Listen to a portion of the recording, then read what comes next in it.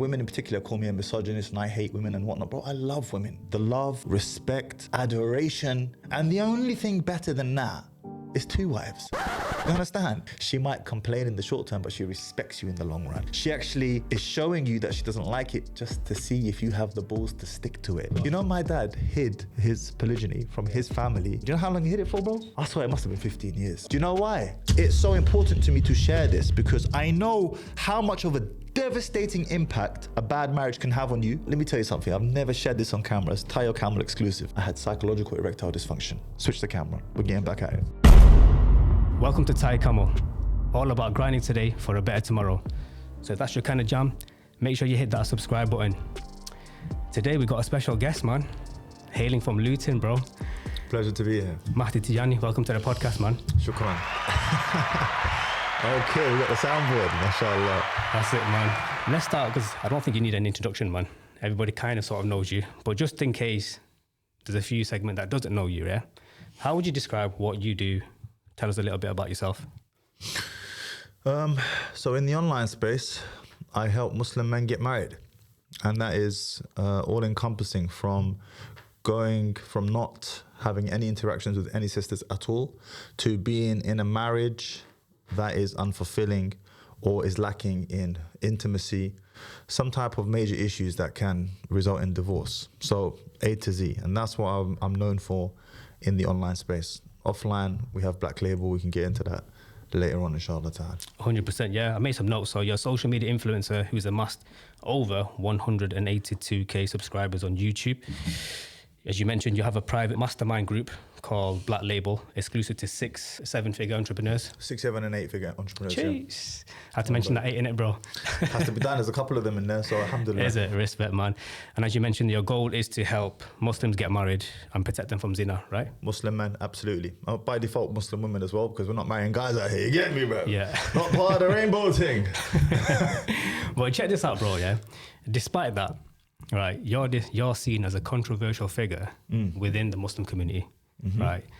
When you first came on the scene, you know, people calling you all sorts of names, particularly from sisters, toxic masculinity. Yeah. You got misogynist, that's a common one, right? Yeah. From you're quite an astute person. I see you as a smart person, bro. You know, you're calculated in some ways. From your estimation, why do you think that is?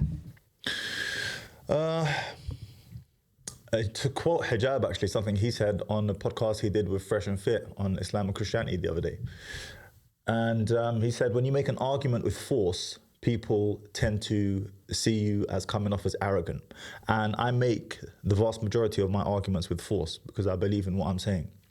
And that offends the sensibilities of individuals who disagree with me because I leave no room for a different perspective or point of view. When I make a point, and I believe wholeheartedly in that point, I make it with force. And that offends the receiver of that message who disagrees with my perspective because they're like, you know, but that's not my worldview experience and all that rubbish.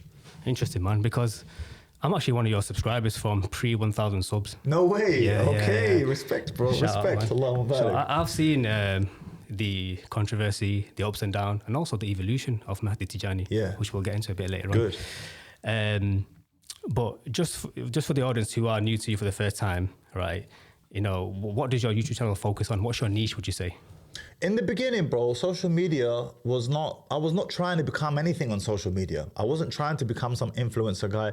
I would do 2-3 hour Instagram live streams, yeah, for free with 1,500 followers.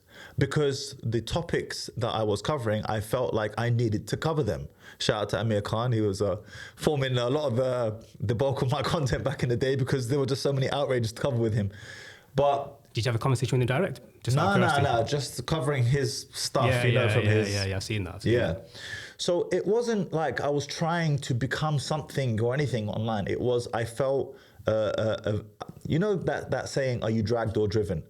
I was driven to do it. I felt like actually I was being pulled into it because I've been married now for almost 2 decades, alhamdulillah. I have a number of successful marriages, many children, alhamdulillah rabbil alameen. I'm polygynous, for those who are wondering, what does he mean by a number of successful marriages? I have a number of wives, alhamdulillah. And I felt like there were some very important discussion points that needed to be covered that were not being covered, specifically for the Muslim community, you see, with that Islamic lens, because we can't date, we can't sleep around indiscriminately. There are very specific rules when it comes to dealing with the opposite sex as practicing Muslims.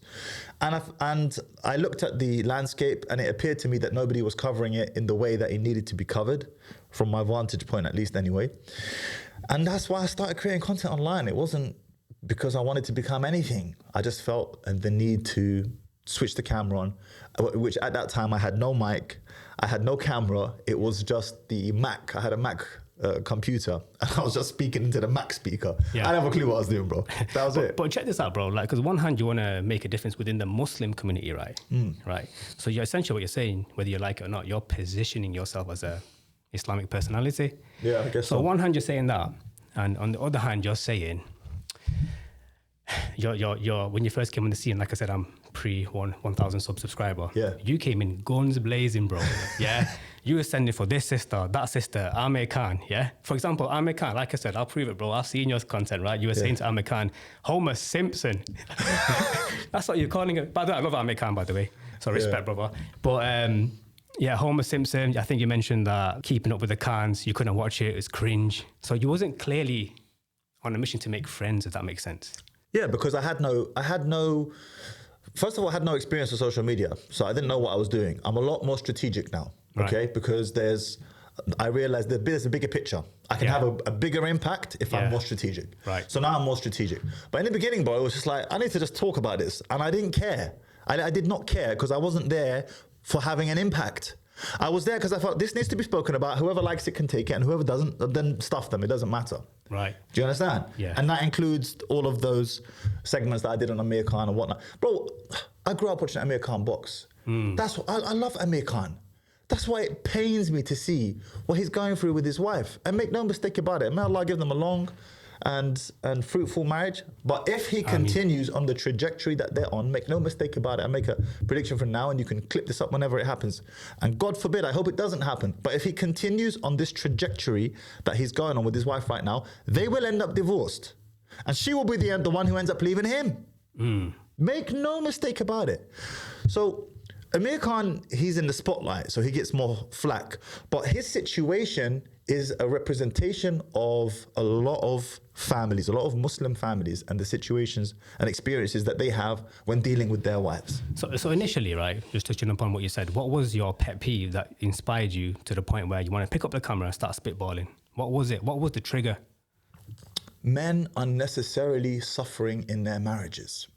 Because marriage is such a beautiful thing, akhi. Yani when women in particular call me a misogynist and I hate women and whatnot, bro, I love women. I made a post just the other day on Instagram.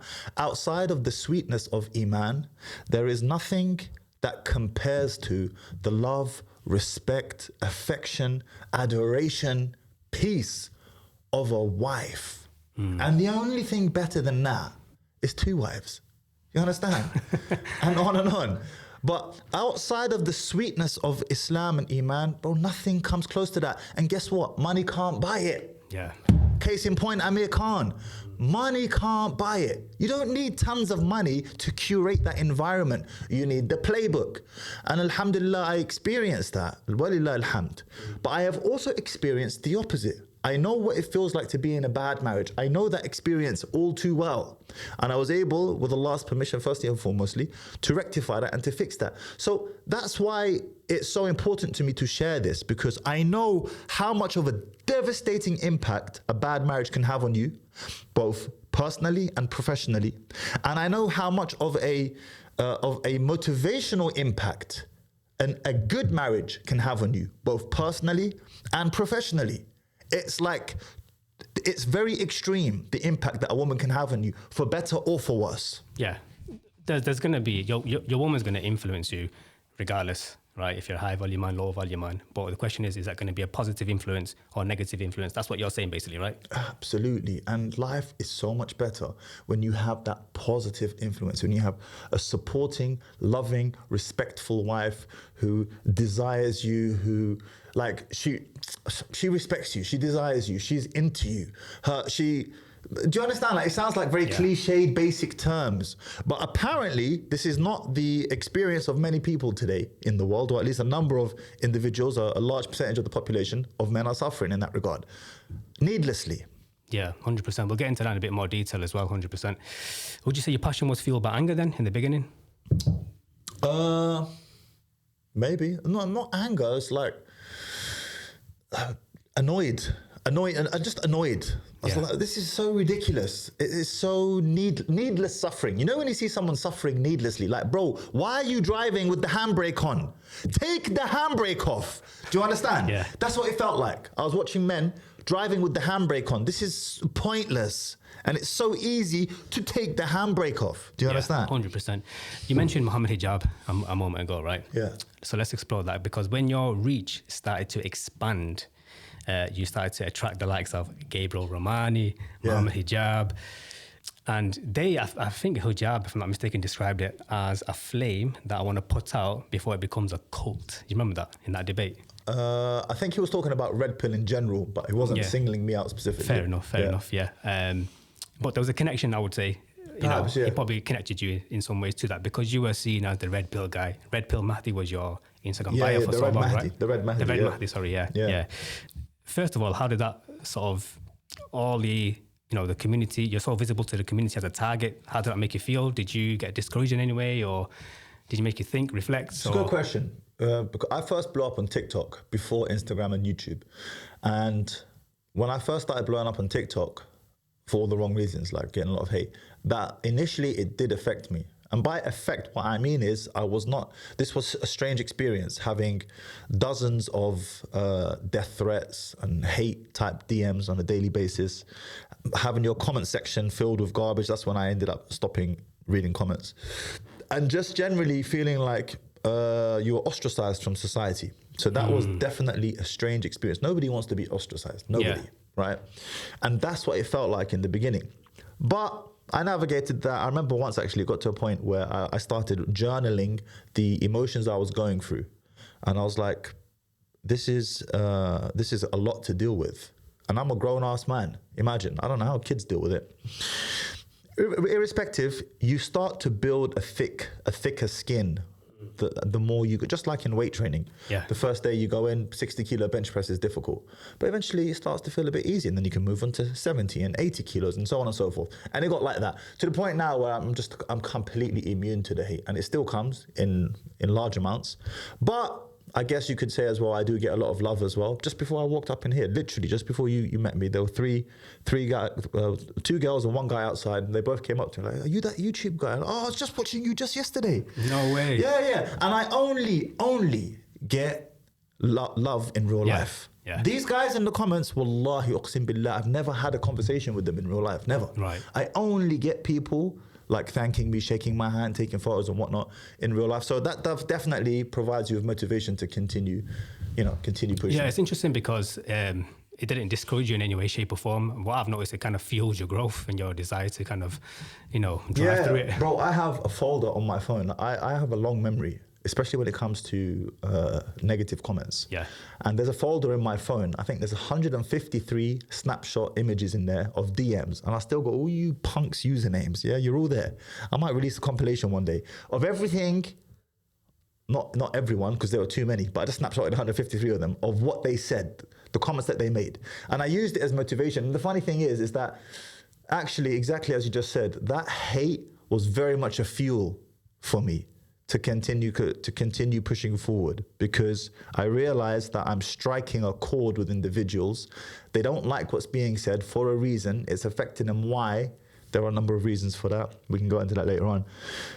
But I kept all of those messages. And every time I felt like, oh, there's no need for me to do this. Why am I doing this? Let someone else do this. Why does Mahdi need to do this for? Yeah. I'll just go through those messages and I'll be like, no, switch the camera. Interesting, man. So there was an element of doubt then at some period. 100%. Bro, that's the human experience. Yeah. Bro, anyone who says to you, when they're pursuing anything, that they never had any doubt, this is utter garbage. You are not a human if you don't experience doubt.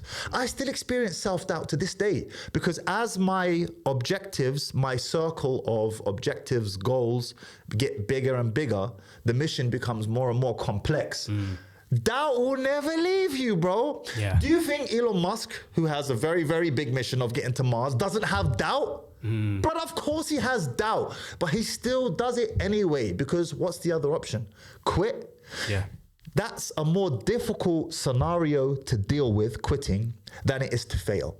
I will happily accept failing. I don't mind failing. It's not nice. It's an unpleasant experience, but I will pick that poison over the experience of giving up. Because at least with this experience, there's a chance. Maybe I'll fail, I don't know. But at least I've got a chance. More importantly, I can go to sleep with myself at night without losing respect for myself. But this one here, I'll lose respect for myself. I can't go to sleep at night.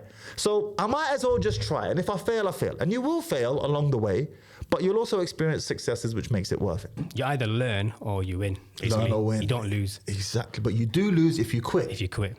You see? I like that. It's refreshing to see, by the way, because you kind of humanize each other. People see you as a robot sometimes online, you know what I mean? Just spitting. Well, we'll come to that a bit later on. Yeah. Just going back to the hijab thing, just to conclude that side of things. Did you take anything away from the discussion though? Like, did it make you first of all, a lot of people think like me and hijab got beef or something. I was at an event a few weeks ago, a charity raising event, and if everyone saw how, bro, me and hijab got on like a house on fire. If me and hijab got on camera one day, and we will, bro, you'll see we have next level chemistry on, when it comes to I would love to see that, bro. And we get on very well, akhi. Wallahi, we get on very well. Alhamdulillah. We're not close friends. Yeah. We don't speak very often, but when we do speak, we get on like a house on fire. Do you understand? And he's very respectful like that. Yeah. That conversation we had on that one podcast, I know a lot of people felt some type of way with the way that he dealt with me. Bro, hijab, the beautiful, beautiful person. And we get on very well offline, alhamdulillah. Yeah, totally agree. Much needed member in the community as well. I think he's a much needed force in the community for the youth as well. Doubt. 100%. But I just thought, because like I said, there's an evolution of Mahdi. I'm so wondering, did he contribute to that evolution at all? 100%. That's what I meant, really. 100%. Yeah. There's a couple of conversations that I've had with hijab, which... because of there's a hadith of the Prophet ﷺ, al-majalisu bil-amana, which means that the private gathering or the gathering is a trust.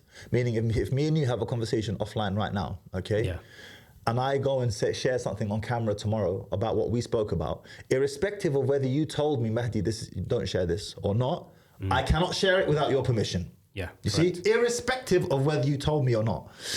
And actually, I didn't know this before, and this is something that I learned. So there are a few conversations we've had off camera, which, although he hasn't asked me to not say anything, it is still an amana. But certainly, it definitely contributed towards the evolution of my thinking with regards to certain discussion points on marriage and whatnot. Interesting, man. Let's take a little rewind, brother. Yeah, we'll come back to the whole controversy a bit later on, right? I heard you describe your childhood on Dawaman's podcast as the barracks, bro. Oh yeah. Yeah. Your dad put you through karate, swimming, martial arts, whatnot, Islamic studies, etc. Rugby, I think it was as well. Yeah. And you hated every minute of it. Oh yeah, I hated it. I've been in competitive sport from the cradle, bro. So karate, I got my black belt on karate. Now, I don't really rate karate as a sport. I'm going to be honest with you. I know it's starting to pick up steam with karate combat and whatnot, but the type of karate I did was that BS hit in the air type of crap, right? However, it's still a lot of training involved in hitting the air. You'd be surprised in terms of progressing through the ranks. And I did get my black belt, junior black belt. I was 12 years old, so it's considered the junior black belt after around 7 years or so. I swam to a decent level. It was regional level, but even at that level, you're still waking up at 4:30 in the morning to jump into a freezing cold pool at 5:15. You get back out at 7:15, go to school or college, come back in the evening, do it all over again from 6 to 8 or 4:30, depending on when your shift is. Depends. Yeah. So it's a grueling schedule, and it's one that my dad was unrelenting with. May Allah preserve him. He put me through that. He taught me how to read Arabic. He taught me how to speak Arabic, for that matter. You mentioned that you're in the podcast as well, that your dad was very unforgiving when it came to excuses. Oh yeah. There was no excuse that could get you out of going training. It doesn't matter. And I appreciate that. I hated it then. I hated it. But I appreciate it now, because now myself, there is no excuse that can get me out of training or can get me out of doing what needs to be done. I'll give you an example. Way back in 2006, 2007, I had 4 knee operations back to back, keyhole surgery on my knee. And each time I came out of surgery, I'll never forget, I'd come out of surgery, I'm still on crutches and my leg is in like a makeshift, not a cast, but like heavy bandaging. And I didn't have a car back then. I wouldn't have been able to drive anyway, even if I did, but I didn't have a car. So I would get on my crutches the next day and I would hobble all the way to the gym, which is around a 20-minute walk. In the winter, it's cold and icy. And I'll go do my session and then I'll hobble back home on my crutches as well. And in that moment, I never thought like I'm doing something special, by the way. For me, this was just what you do. Like, you have a schedule. It's just normal to you. It was normal because my dad ingrained that in me, you see? Yeah. And then when I left home, I just continued it. And I didn't think it was anything special or anything out of the ordinary until I started seeing my peers grow up and seeing them gaining weight and seeing them struggling with the simplest of routines. And I realized, it's not normal. Did it give you a psychological edge once you discovered how most men have it easy? 100%. Like, if you're just able to just stick to something for long enough, bro, you're going to differentiate yourself from 95% of men. It's not hard to differentiate yourself today. Yeah, 100%. I know you have a deep appreciation for your father now, a sense of gratitude, as you just mentioned there. But do you ever look back, reflect back and think, you know what, in some areas, he could have deployed a bit more empathy? And I mention that only because I've got 3 daughters myself, and I'm always trying to draw the line between empathy and being firm at the same time, trying to strike that balance. Well, first and foremostly, we have to distinguish and differentiate between raising sons and raising daughters. True. So my dad didn't raise his daughters, my sisters, the same way as he raised them. I'm actually glad you mentioned that. Yeah, definitely. I'm not going to raise girls and boys the same way, of course, yeah. But I will answer your question on the topic of empathy, and that is, I'm ashamed to admit this, but there were many times during my childhood where astaghfirullah, it sounds terrible, but I hated my father. Like, I hated. It was intense. It's actually more normal than you think. Right. So, and I went through that as a kid. I'm talking about especially between the ages of around 10 to 15, those years. Yeah. Like, I really hated it. And I felt like I could I remember once I said to my mum, I'll never forget this, I was 12 years old. I said, Mum, when I grow older and have a son, I'm going to let him do whatever he wants. Obviously, that didn't happen. But subhanAllah, as a kid, if my father was to listen to my griping and groaning and give in and, be the nice empathetic dad or whatever, then I would have come out completely differently today. And such is life. Like, everybody praises Habib Nurmagomedov, Khabib. They praise him, what an epic champion and whatnot. But if you tried to raise your son today, how his dad raised him, social services would take your kids away from you. 100%. Try and get a bear in your garden to wrestle your 7-year-old kid. I guarantee you the social are going to take your kid away from you. And this is the paradox of praising great champions or individuals who we aspire to be like, but juxtaposing this great champion or this great individual with what went into creating that person in the first place. And such is life. That's the way it goes. If you want to become that great individual, you're going to have to go through a lot of difficulty and hardship to get there. And it's not nice to look at, but it is what it is. Well, given the opportunity, if you were to raise your son, would you raise him the exact same way, or would you switch up a bit? Be honest. It's a good question. My dad was definitely shadid. He was very hard. And I do feel he perhaps could have been a bit softer in certain areas, and I'll give an example. But before I give an example, I believe the reason for that is because he came from Algeria. So he came as a foreigner to the UK, coming from a Muslim country to a non-Muslim country. He came with a lot of fear. So he was looking for a better life because there was no future in Algeria in the way of work. But he came to the West, to the UK, in the way of progressing his professional ambitions, but there was a lot of fear. I'm in a non-Muslim country, we don't trust them, they're gonna ruin my children and whatnot. So he did operate from a paradigm of fear when it came to raising us, but better to err on the side of fear than to err on the side of liberalism, is what I will say. Could he have been perhaps a bit more lenient in certain areas? Yeah, okay, he could have explained things a bit better to me or whatever. But by and large, he did, alhamdulillah, a fantastic job, even though I may say so myself. Amazing, man.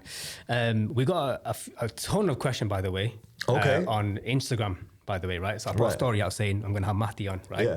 And honestly, I'm going to show you screenshots. There's about 5-10 pages of screenshots. So what I've decided to do is incorporate your question, guys, into my line of questioning in the podcast. That makes sense, where it kind of fits. And Good idea. yeah. So this one, it's a brilliant question, by the way. What advice would you give to a young man who never had a father figure? Really good question. Is that he wants to get himself into the company of men whom he wishes he could be more like. Where do you find those men? You'll find them in the masjid. You'll find them in the martial arts club. You'll find them in spaces where they frequent regularly to improve themselves. Right. So in the case of the martial arts example, he's going to be there all the time. You be there all the time. In the case of the masjid, perhaps he attends Quran lessons consistently or the lectures consistently. You be there as well, because his qualities will eventually diffuse onto you. Just as the Prophet ﷺ said that the man is upon the religion of his friend. You will, for better or for worse, end up emulating the individual that you spend the most amount of time with, or more recently, a very common Western proverb is something along the lines of, you are a reflection or an extension of the company of the 5 people you spend the most amount of time with. Yeah, Something along those lines. You're the average of the 5 you hang around with. There you go. That's the one. That's beautiful advice, actually. Yeah, the simple ones are the best advice. The simple ones. Simple ones. Now, I will say, be careful not to approach said individual from a needy angle. If you're like, bro, I want this and I'm trying to become that, and he's not interested. Like, either spend time with him covertly, in the case of the martial arts, for example. Yeah. Just spar with him. Go be there Monday, Wednesday, and Friday. And he'll rub off onto you by default. Or find a way to be an asset to him. But don't think that just because you're making coffee for him, or that you think, I'll make you coffee if you can share life lessons with me. Just give some value first, right? Just if you can. give value if you can, but be cautious of what type of value you give, because if you come up to me and say to me, bro, I want to make your coffee if you can teach me A, B, C, D, and L, bro, I don't need you to make my coffee, and I'd much rather keep my time. Yeah. Do you understand? Yeah. So you have to be, you need to be able to learn how to think from the mind of the other person. Right. Stop thinking about what you want and start asking yourself, what does the person that I want something from want? Yeah. What does he want? And then find a way to provide that if you can. Okay. Shameless plug. Yeah. We got a community going on called the Thai Camel Academy, where we get like-minded individuals who want to become the best version of themselves. Links in the description. And when you get to a certain level where you're making 6 figures, 7 figures, and 8 figures, make sure you hit the link and try to join Black Label, because I know there's a huge waiting list. Yeah. And we're going to talk about that in a bit more detail, of course, a bit later on. Moving along with the timeline, brother. You got married at 16 years old. Now, you talked about this extensively, so I'm not going to go into the detail of the how and ifs, but you essentially found someone that you like, right? Yeah, it's okay, because there'll be people watching this for the first time. So I wasn't practicing when I approached, or when I got married. And let me explain the story. I'd just come out of school, of high school. And I'll be perfectly honest with you. I was dying to get out of the home, finish college, go to uni, live at uni, so I could live it up and party and do all of that. I was just a regular kid, bro, okay? And then I met this sister in my college. Now, seeing girls was not an unusual thing for me, or attractive girls that I liked and whatnot. However, this particular girl or sister caught my attention. Number one, obviously because she was pretty, no doubt about that. But number two, because she was wearing hijab and abaya. And something in my head said to myself, Mahdi, if you like this girl, she wears hijab and abaya, you can't mess around with her. And I had a reel about this the other day, and there was a lot of people in the comments like, oh, if you can't control yourself, that's a you problem. Like, you should respect all people. No, I'm sorry. Respect is earned.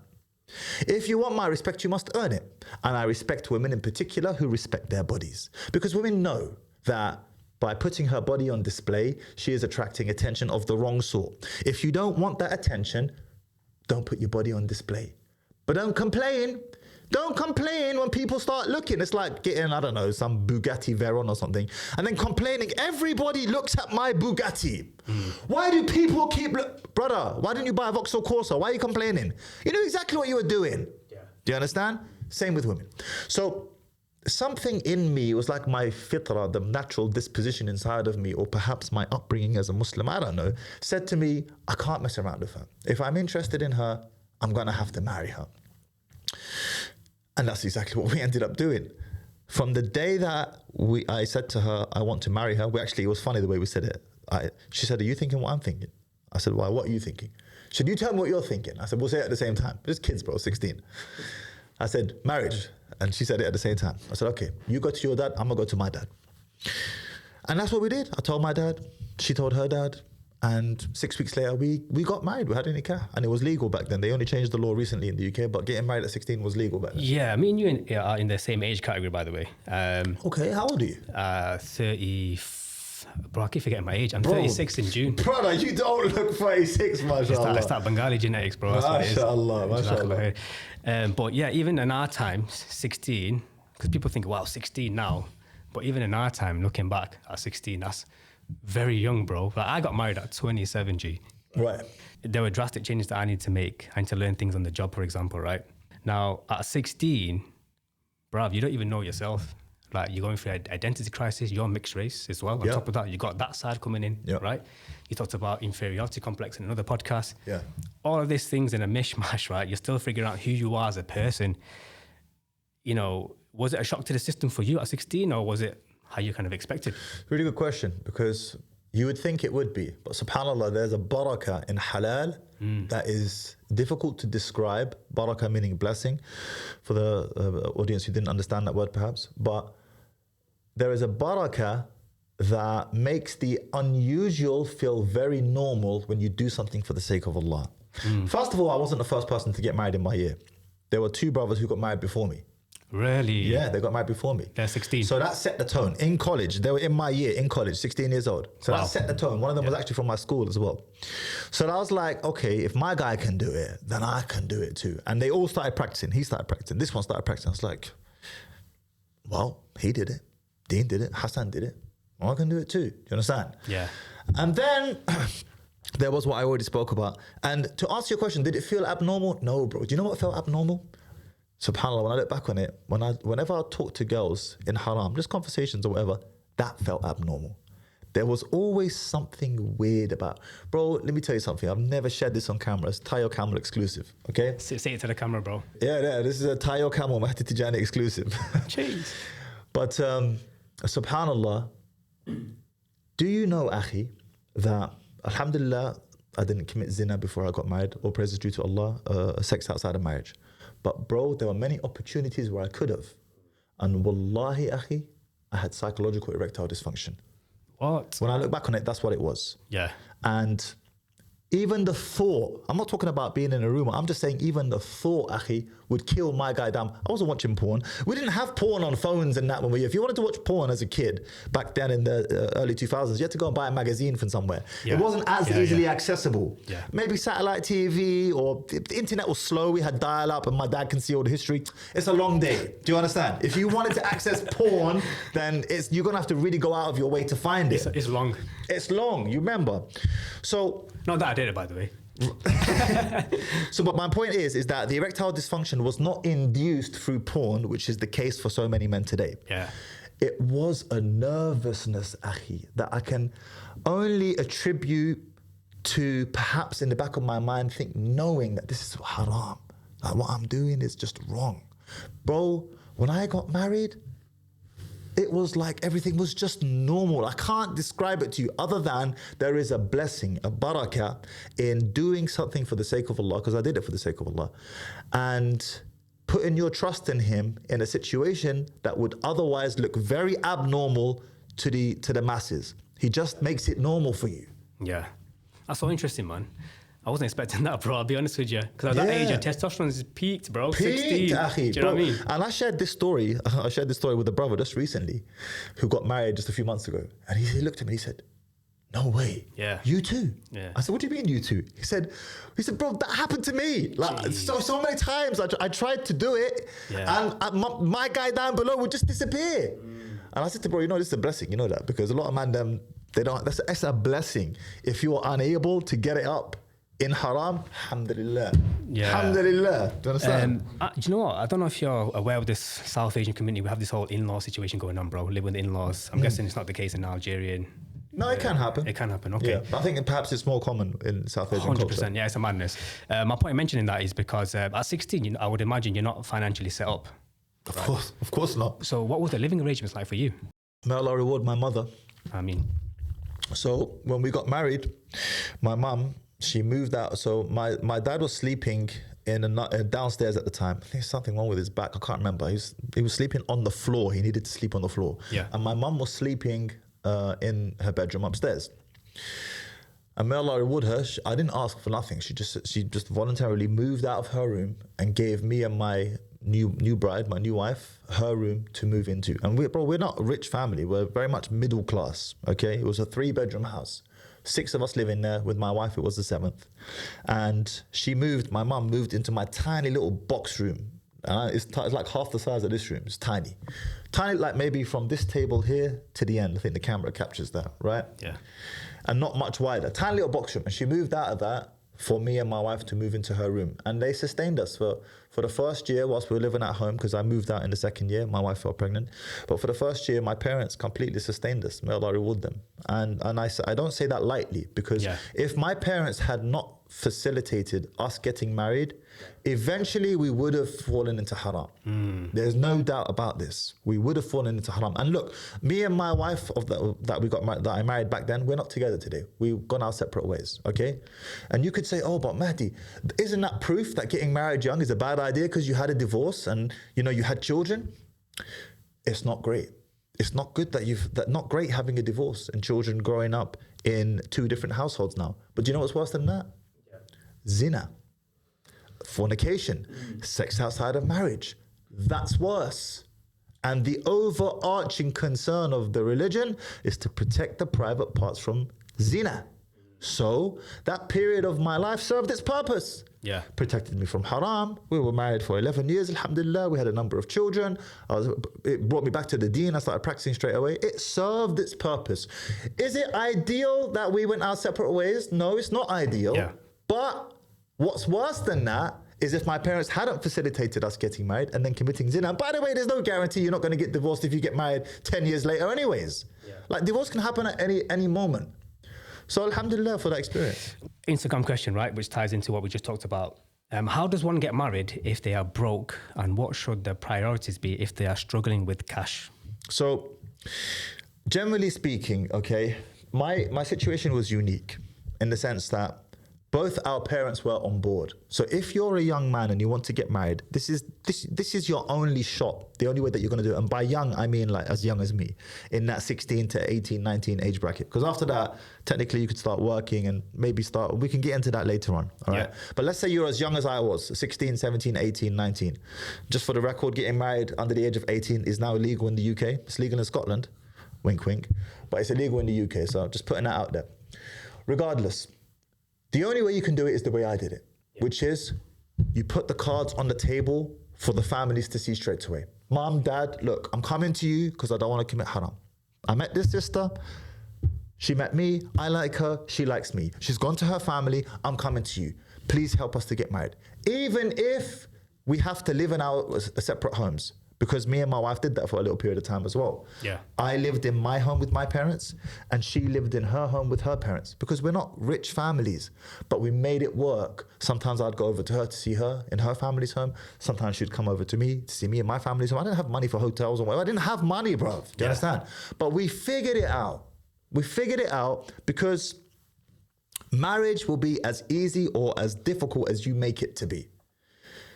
And if the overarching concern of the religion is to protect the private parts from zina, then don't make it too difficult on young men and young women, because if you do, you're going to force them into zina. If my dad had not had the courage to settle my mom, because my mom was nervous about it in the beginning, and say, look, we have to do this, I promise you, eventually we would have fallen into haram. There's no doubt about that. So essentially you're saying you can prioritize marriage and hustle later if there's a means to get married. So this is what I'll say. If you have met a girl and or you are on the brink of committing haram, meaning like you're this close to committing zina, now marriage becomes wajib upon you. You have to get married, okay?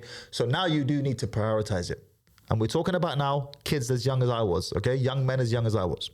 But I will say to that same young man is that if he's able to be patient and he's able to hold out, then to hold out and continue working on what you're working on, because there are pros and cons to getting married young. Yeah. The pro is obvious, right? I can be intimate and halal straight away and whatnot. But Now you're going to be financially responsible for someone straight away. I had 3 kids by 19. My wife had 3 kids by 19. MashaAllah. So those financial responsibilities, they start catching up real quick. Do you understand? Touching upon the 3 kids by 19, that's wicked. And I'm all for having, big families if you can, right? Yeah. But now that you're 34? 34, yeah. 34, right? Now that you're 34, reflecting back, right?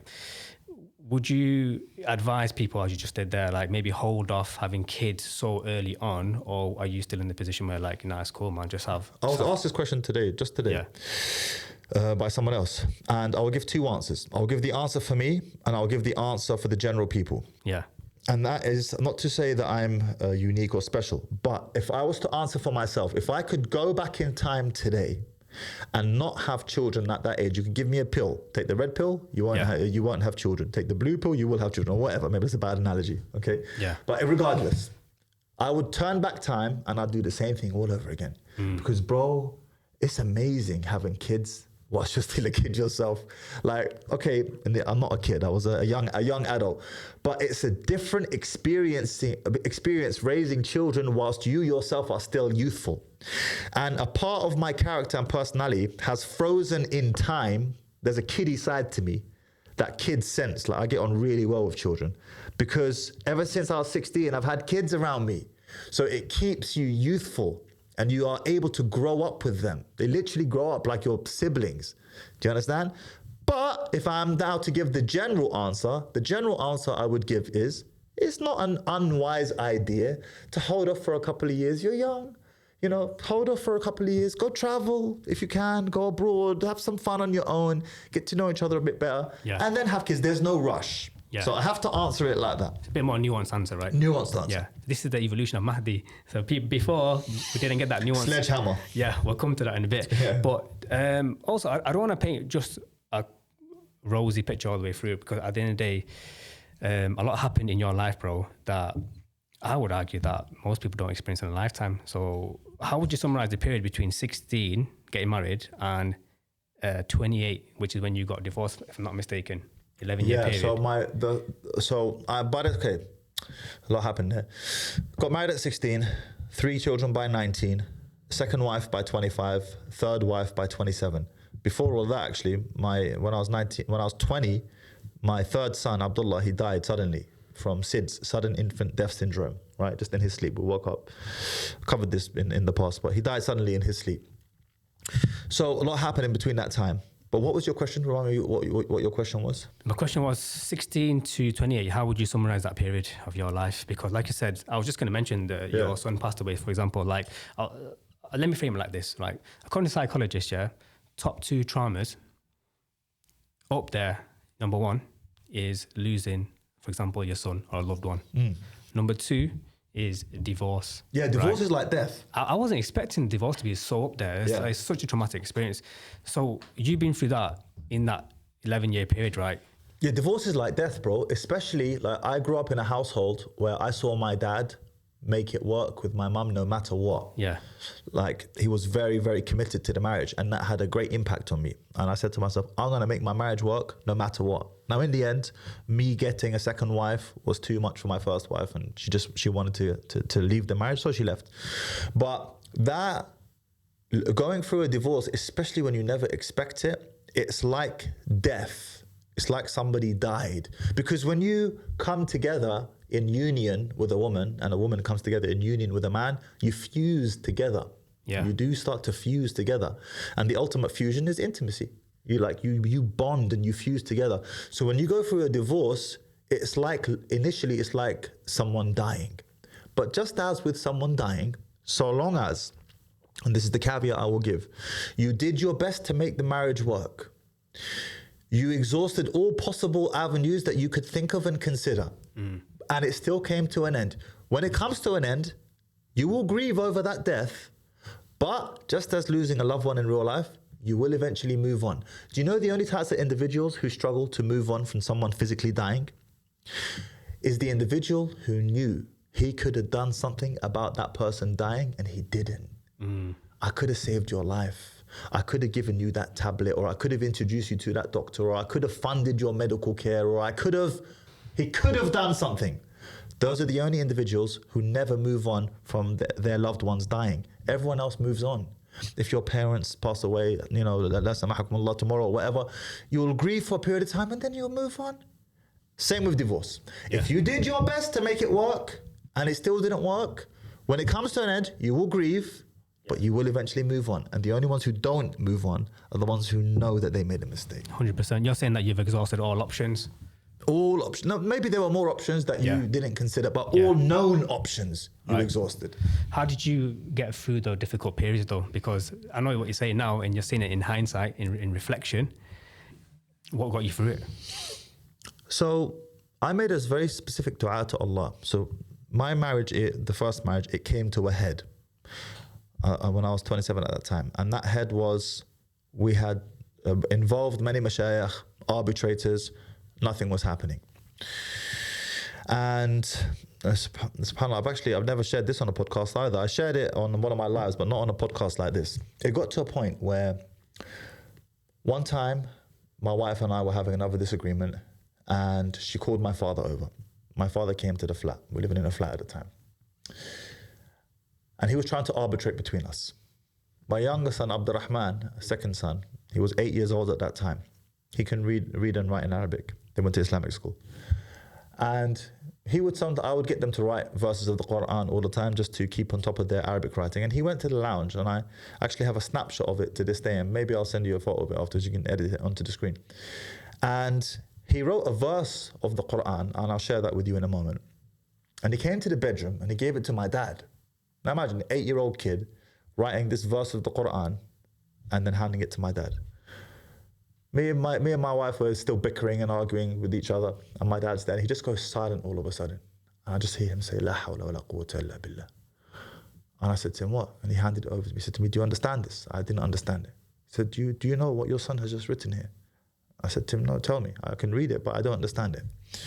And the verse was, بعد أعوذ بالله من الشيطان الرجيم استحوذ عليهم الشيطان فأنساهم ذكر الله أولئك حزب الشيطان ألا إن حزب الشيطان هم الخاسرون.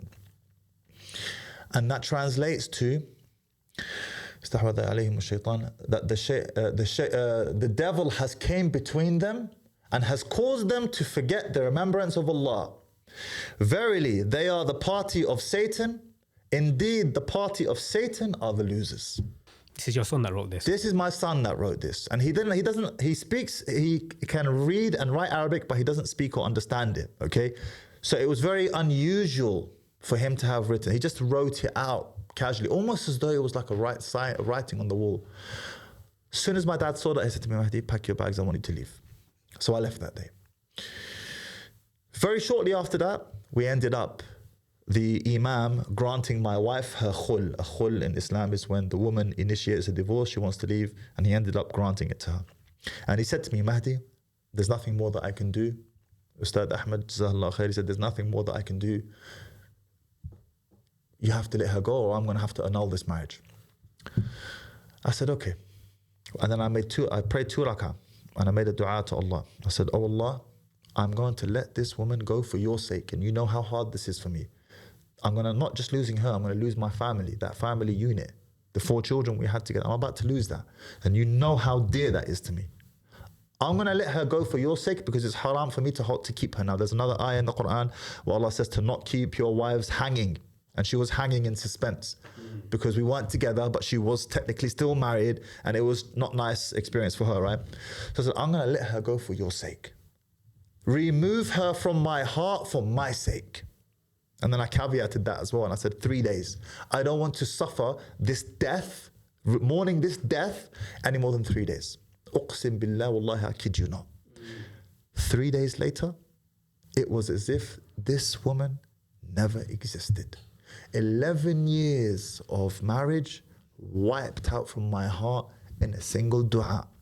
And the lesson that I share with the brothers who are listening to this is, so long as you exhaust all possible options to make your marriage work and you do your best for the sake of Allah, if it eventually comes to a head and you need to go your separate ways anyway, I promise you, wallahi, you will not have a single regret. Not just that. Yeah. SubhanAllah, And with the greatest of respect to the mother of my children, and I don't want to say anything negative about her, and she served me very well for the most part during our marriage. Post-marriage, different story, withholding the children and whatnot. But during our marriage, she served me very well. Alhamdulillah, I have nothing negative to say about her. But bro, Allah blessed me with way better women afterwards, way better. And when you give up something for the sake of Allah, I'm telling you, He will give you better. To the point where sometimes I look back and I'm like, I don't know how I did it all at the time, because there's no comparison between the wives that I have now and what I was going for. It's like night and day. It's not even close. Do you understand? Yeah. But the only way to experience that is to do your best for the sake of Allah, then He'll give you that. Interesting, man. To summarize it, you made a dua to Allah, and it wasn't a specific dua. It was just one I made up. And it was kind of what got you through it, if you like. It's what got me through it. Again, going back to the Rabb, going back to the Lord, right? Going back to your Lord. Going back to your Lord. 100. Age 31 is when you made your debut, I'm assuming. Yeah, 3 years ago. That. You made your debut on YouTube. COVID, 2020. Right. 4 years ago. But YouTube was a year later, so 2021. Yeah. Okay, doc. So about 31-ish, call it, right? Something like that, yeah. 3-4 years ago. So I want to explore what was happening between age 28, which is when you got divorced, and 31, because I see that as a forging period. 27. The first divorce was 27, yeah. 27. So 27 to your debut on YouTube. Yeah. What was that period like? Because you're going through, as you mentioned, custody of children potentially. The greatest struggle during that period of time was having lost access to my kids. So from the moment I got married again, that's when my wife, may Allah forgive her, started weaponizing the children, my ex-wife now, started weaponizing the children against me and not allowing me. She even said once, she actually said it when we were still married at that time, but she left the home 6 weeks. I don't know where she was, family or whatever. And she actually said, I wanted to punish you. I wanted to hurt you. She ended up coming back to the home and we, continued the marriage for a period of time. But it would come back, make up, break up. And during the next make-up period, she actually said, I wanted to hurt you. Bro, do you mind if I just cut you off for a second? Yeah. Let me just play devil's advocate for 1 second, right? Yeah. Let me just play like she's here for a second, right? Yeah. In my mind, this is the questions coming in right now. This is not scripted or anything like that in my line of questioning. Yeah. What would cause a woman to weaponize the children, right? I'm taking out my phone because I already know where this question is going. Yeah, exactly. And look, there's either two options, right? Yeah. Either that, you know what, she's losing a good man, want to weaponize it, or something must have happened that's quite terrible, and that's the consequence of your actions. So to answer your this is a message that I received on DM the other day. It's fascinating, okay? But firstly and foremostly, hurt people, generally speaking. Yeah. Hurt people. Now, that doesn't mean that it's right, but this is not uncommon amongst human beings for someone who is hurt to want to hurt others. However, there's a very long message that I received from a sister on TikTok, who first sent me Brother Mahdi with a whole bunch of love hearts, and then she took a deep dive into my YouTube content and decided that actually she hates me and messaged me again 3 weeks later, okay? So check this out. It's a long waffly message, but I'll read the end of it. She said, and I'm going to read it for you. I also think that you deserved, in fact, let me put that on camera for the camera to see, so you can see I'm not waffling. We'll put a screenshot in. Yeah, put a screenshot in. I also think, at the end of this long waffly message, that you deserved what your first wife did to you after you married the second wife. Cutting you off from the children and marrying the guy you said she married. She did exactly what you deserved, in my opinion, because, pay attention, it is mean and very harmful to a woman when her husband gets married to a second wife without her knowledge or expecting it. Sorry for long text. Let's unpack this message. What she is clearly saying is that she is justified, or a woman, her message is a reflection of how many women feel. If you are going to marry again and hurt me, I'm going to hurt you with your kids. Which, oh, by the way, let's take that level deeper. That is, this sister who wrote this, I can tell you safely, she's a child hater. She hates children, and I'll explain to you why. Yeah, I was going to say, I don't get that context. She worships her emotions and her feelings and prioritizes those more than the feelings of her children. Forget about the dad. Forget about me, okay? Remove dads from the equation. When you stop children from seeing their father, you are hurting and harming and destroying them. And the stats on this are clear. Children raised in single mother homes fare much worse on many objective metrics, whether it's studies, whether it's mental health, whether it's professional success, than children raised in nuclear homes with mum and dad together, right? Specifically single mother homes. Children raised in single father homes do better than those raised in single mother, although children raised in nuclear homes is the best, okay? I'm not saying that they should have, dad is better than the mom, I'm just quoting you objectively. So what she's saying here is, who cares about the kids? Middle finger to the kids. Stuff the kids. You made me feel a certain type of way. Now we're talking about this individual in your DMs. This lady, I'm not talking about, I'm talking about this lady in my DM. You made me feel a certain type of way. Now I'm going to do my best to make you feel a certain type of way. Now, is this how my ex-wife thinks? Or I don't know. I can't speak for her. I don't know if this is how I can only show you this message. And when I received this, I found it very interesting. And I was going to use this as content, but here you go. You get it first. In that, this shows a reflection of how many women think. She never brought up anything to do with my past other than, oh, you got married again. You married again. Okay, I'm going to stop you from seeing your kids. And she was right to do so. This is how this woman feels. Well, this is a random chick, right? Right. Specifically, your situation, was there any action that you maybe took that led to that consequences? For example, let's say domestic violence, for example, If there are cases where you would, I would imagine, say, okay, maybe the father shouldn't have access to the kids. Let's say he's a drug addict, alcoholic, like proper, like next level junkie, streets. Let's go to the extreme, right? Okay, which is not the, the general. I get it, not the general rule, whatever, right? So, just to put it on record, did MAHDI TIDJANI do anything so inconceivable to the point where she's in her right to do that? Or, as you mentioned, it's one of these scenarios. Let's say a man slaps his wife. Okay? Does that make him a bad father or a bad husband? I would argue bad husband. A bad husband. Does it make him a bad father? No, definitely not. Right. It's like if you have you're a software engineer and you're no longer upskilling and becoming good at a software engineer and you get timed out the market. Does that mean that you're a bad husband? It's got nothing to do with the price of fish. I get it, Do you understand? So I don't want the message to get lost in the sauce here. What we need to focus on here is the children. There's a reason why I'm directing the conversation this way, okay? If you slap your wife, it's not a good thing to do, bro. It's a bad thing to do, okay? But it's got nothing to do on whether you're a good dad or not. The two are disconnected entirely. Do you understand what I'm saying? I will add to that as well, and the women are going to hate this, but if you are married to a man who is not a drug addict or has a history of extreme violence for no reason whatsoever, and he does act out of the ordinary and clap you one day, you will find all women who have been clapped one by their husband or boyfriend and it's out of the ordinary with his, from how she has experienced it, she opened her big mouth. And she started smacking him with her tongue and he smacked her back with his hand. I'm not saying it's right, but what she did was not right as well. I'm not saying it's tit for tat. I'm just saying it's action, reaction. Don't sit here crying after you opened your big mouth and slapped him up with your tongue. Now, one more thing as well. You gave this extreme example of this individual, crack addict or whatever. There's a line of Arabic poetry I learned whilst I lived in Medina to help with the memorization of certain fiqhi rules, and that line is وَكُلَّ مَحْظُورٍ مَعَ الضَّرُورَةِ بِقَدْرِ مَا تَحْتَاجُهُ الضَّرُورَةِ. And every prohibition has its exception, and you take from it according to how much you need from that exception. For example, it's categorically forbidden to eat pork, right? But if you're in the Amazon rainforest and you're dying of starvation and the only thing that comes your way is a wild boar, a wild pig, you kill that pig and you eat it. It's acceptable, You don't feast on it, you eat from it what is required, okay? So, generally speaking, pork for Muslims is haram, but there is a time when it is halal.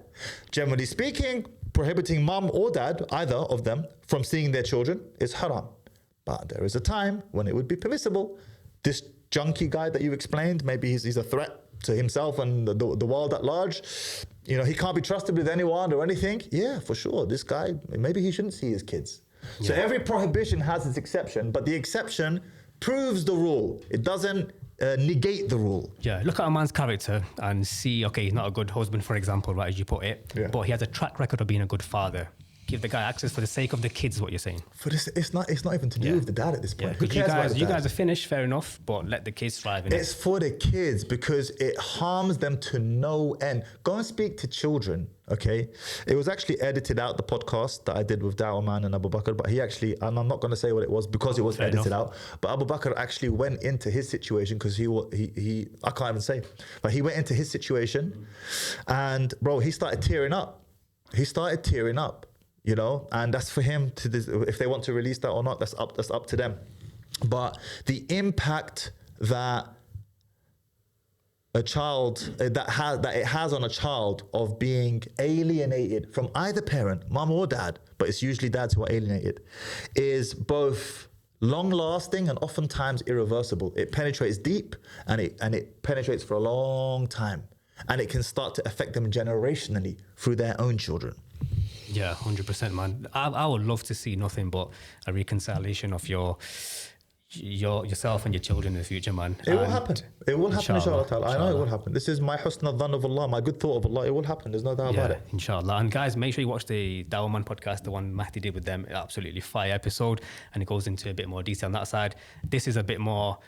Really, my intention with this podcast is to understand who Mahdi is, how he thinks, the evolution, and I think we're getting that raw today, man. So make sure you like it, subscribe if you haven't already. Let's go into Redpill, bro. Okay, age 31-ish, your inception onto the scene, right? Yeah. Bang, bang, bang, gun blazing. Mahdi's here, yeah. Homer Simpson, this couple, cringe, that, right? Bad guy on the scene. So I would say a lot of your content obviously was heavily influenced by Redpill, to the point where your bio was Redpill. The Red Mahdi, yeah. The Red Mahdi, sorry for keep getting it wrong, man. Yeah. But for those who don't know, first of all, what is Redpill, bro? I don't know, bro. When you say heavily influenced, I mean, not really. Bro, you were heavily influenced, man. Don't give me that, bro. That's the perception, but how? Because Redpill flies in the face of Islam in many things. So what exactly about Redpill can we even take? Because I can tell you what we can't take. Spinning plates, sleeping with 50 women or whatever it is that is advocated before marriage. But some of your views were initially influenced by Redpill. Give me an example. I need an example. Good question. I can answer let me think. This is on the spot now. Okay. So on one hand, you're an Islamic personality, right? Okay. The way I can explain it, okay. Imagine Mufti Menk now coming on the scene, right? He has a Patreon account. Yeah. And on his Patreon, he has Chase Excellence, not P-U-S-S-Y. Okay. Right. Yeah. You're going to scratch your head and think, hold on a second, there's a disconnect here between this scholar, his knowledge, and the internalization of that knowledge, or some form of disconnect. This is on the spot now, right? Well, this is an Islamic figure. When I say Islamic figure, meaning a person who represents Islam as a knowledge hub. True, but I'm not a knowledge hub of Islam. Whether you like it or not, bro, you are positioned that way, right? Because look at Dawah Man's podcast, for example. I was impressed by you talking about Surah Yusuf, this, Quran, this, Hadith, this.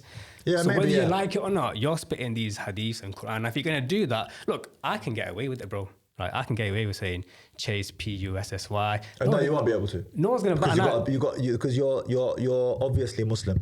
Yeah, true, but look, they probably say this guy's miskeen, this guy's just lost one. It depends how you present yourself. If you present yourself as practicing. No, if I talk about Islam constantly and this and that, then people are going to bat an eye. But because you talk about Quran, this hadith, that, now you're Islamic. Yeah, it would come out naturally. Because I'm a Muslim, I identify as a Muslim. I'm not a student of knowledge, by the way. Or clearly not a scholar. But I'm not a student of knowledge either. But because I'm obviously Muslim, and it just comes out, I don't intentionally position myself as an Islamic person. It's just it comes off my tongue like, oh yeah, by the way, there's this verse in the Quran. Well, fair enough, Mahdi. If you're gonna quote verses, which I sort of stay away, mainly because why do you stay away? I'll tell you why. Because you're clearly knowledgeable, bro. Yeah, I'm not that knowledgeable. You are, man. I have what you call survival knowledge, right? Like just the basic of the deen. I pray my 5 times. I'll do my basics, right? Give zakat, whatever, the basics, right? Yeah. And I have what I call survival knowledge, enough for me to protect me from the fire and hopefully get into Jannah, right? Now, is that a good thing? No, obviously we should strive to do more, and I'm on my journey as everybody else is, right? But you had it from day one. Do you get it? The whole So experience. do you try to stay away from dropping verses and things like this? Not only because my knowledge is limited, so I don't want to get anything wrong. Do you get it? And what I do know, the little I do know, I like to internalize that first before moving on to something else. But anyway, we're getting. But hold on, let me touch on that because go on, let's do now I'm gonna have to refute you, bro. Yeah, do it, man. It's a good conversation. I like the it. Prophet ﷺ said, Sallallahu "Ballighu minni walau kana ayah." Yeah, Share from me, even if it is one verse. yeah, So I will say to you, that one verse that you know, that one ayah that you know, that one hadith that you know, not only should you, you must. yeah. It is incumbent upon you to share it because the Prophet ﷺ said so. Sallallahu alaihi wasallam. And when the opportunity presents itself, I will, akhi. Do you know what I mean? You will or you do. There is never, throughout my podcast, we're talking on camera now. Let's say like right now. Let's talk about podcast because obviously I've done 12 episodes, 13 episodes in now. Yeah, so let's say that Whatever there's it- something right now, we're having a conversation and you're reminded of a verse that is like common, like it's basic level, entry level Islamic stuff. Yeah, yeah, Would you could drop it, or Yeah. perhaps even you should drop it. yeah. Would you intentionally avoid it? No, I wouldn't avoid it. So of you course. would drop it? Yeah, unless the guest is already touching upon it, then there's no need for it. But you would drop it? Yeah, of course. So we're in the same boat. Yeah. It's just to you, I look more Islamic, perhaps maybe because I have more knowledge. But let me push back. Go on. The only difference is if you're going to do that though, Yeah. this is the caveat now. So if you're going to take that extra responsibility, Yeah. we now have to, whether you like it or not, right? This is the rules of how the laws work, right? You're going to now have to adhere to the etiquettes of what you're saying or what you're preaching. This I agree. Yeah. So going back to Chase. By the way, Chase Excellence, not P. Yeah, That's so what what- is so- one of Mahdi's videos, by the way. Yeah, this Yeah? was from years back. So, Years back. this is not Red Pill. This is a language problem. Nah, because that's influenced by Red Pill, though. Look, Chase, the idea of chasing, be a So high value man. what's Red Pill? Hey? What is Red Pill then? This is my question to you, what Akhi. I would say to you, but I don't know. Yeah. At this point, I don't know. We're getting lost in the source. So what I would say to you is, this is a language problem. That is language that should not be used. Okay. That whether someone identifies as Red Pill or not, someone can use that word. Okay, put it this including way. a quote unquote blue pill guy. How would you summarize? Because the question initially was for the audience that don't know, how would you summarize Red Pill? If you were to explain to someone for the first time, i.e., your son, for example, he asks you, Dad, what's Red Pill? How would you explain it? How would you summarize it? A couple of sentences. Let me see now. Dealing with Because if you don't, dealing with the nature of women as it is, not as you wish it was. There we go. okay, fair enough. That will suffice. Yeah. But it I kind of, was thinking because I was trying. How do I say this in one sentence? Do you understand? yeah, no, fair enough. It's on the spot question. There's a famous quote by I think it's Oscar Wilde. I didn't have time to write a short letter, so I wrote a long one instead. It's much harder to say things succinctly and concisely than it is to just waffle on. Fair enough. But to be fair, I was expecting you to have that dialed in because a lot of it is influenced. Like I said, this is the perception, though. That's the perception. Let's explore it. Yeah. Yeah, and I did use that tag, that handle Yeah. at that time. Yeah, fair enough. Okay. Let's take it back. Can you remember how you discovered the Red Pill? Was it a YouTube video? Was it a book? Yeah, I do remember very clearly. It was a suggested video that came up on my feed of Rich Cooper. Shout out to Rich Cooper, by the way. And I think I even remember the video. I think it was, I don't remember the video, but it was a viral video, like at 1 point something million Fair enough, views. so it's a video. But it was Rich Cooper. And you know what it was, bro? I just watched that one video, yeah? And all of a sudden, 17 years of marriage lined up in my head like dominoes, like brrr, everything just lined up like, so I think it was one thing that he said, I can't even remember. I was like, Okay. I get it now. For example, something that, okay, let's use a specific example. This is something very red pilly, right? They talk about it in Red Pill a lot, which is monkey branching, when women will line up the next guy while she's with the current guy. This includes Muslim women as well. And I think he was touching upon that in that video of his monkey branching, right? Where a woman will have the next guy lined up in her mind at least, and perhaps even in real life, if she's moving mad, before she pulls the plug on her current marriage.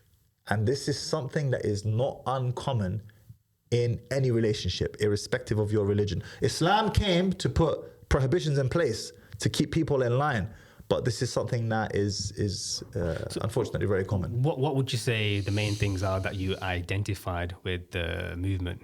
What was the main thing? What aspect did you think, okay, this is This is interesting. I can I relate to this. think 'Cause in you my- mentioned there, 11 years, 12 years married, just clicked, something just clicked. I think it is in my nature to be quite assertive with my women in general, domineering and assertive. Watching those type of videos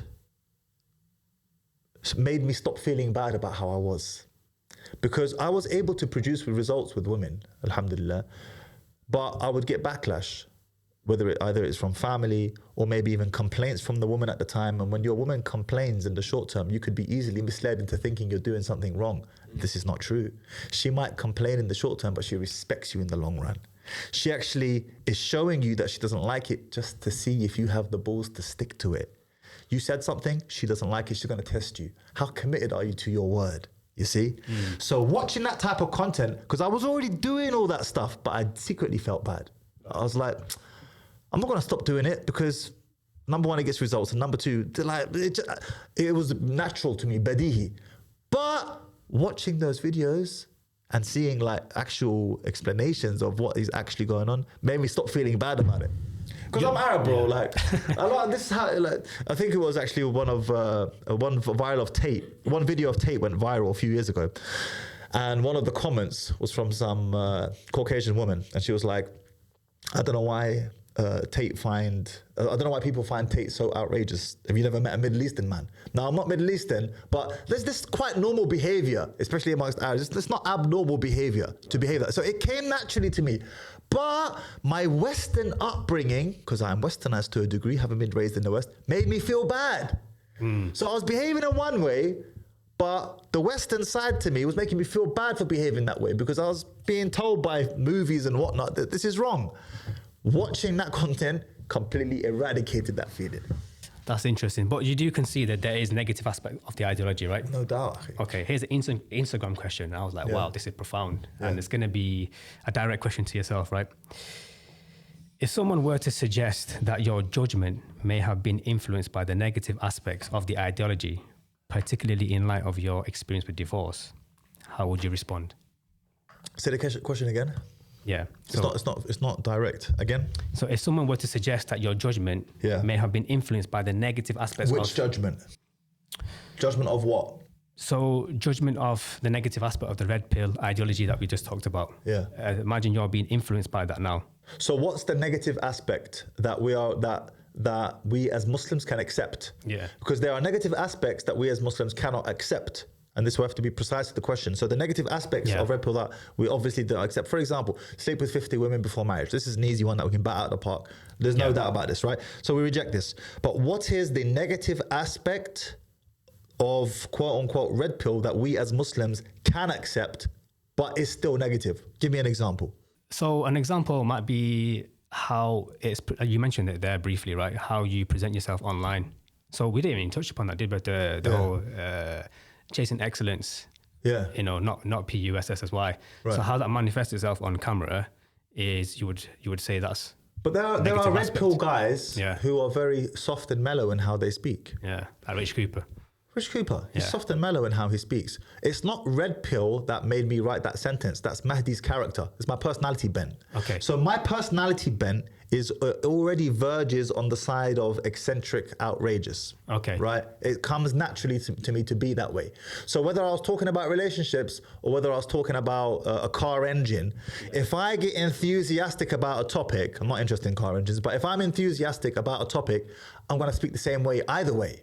Do you understand? Okay. But how about this then? Like your viewpoint on divorced women and single mums initially, this is pre the new Mahdi 2.0, you can say. Yeah. So this is me spinning off the top of my head. This is not my question. It's good, yeah. No, it's a good segue. Yeah. So let's talk about that then. So divorced women, for example, single mums. From what I can remember, you used to say that I'm paraphrasing now, used goods, stay away from them. If you got other options, I don't know if I used the word used goods, but that's terrible if I did. Flip it out.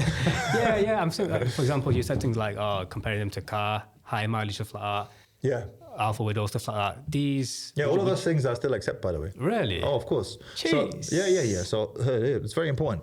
So let's talk about it. I don't need to convince men as to why it is in their best interest to marry a woman who's not been married before or has no prior intimate experience or choosing that type of woman over a woman who has.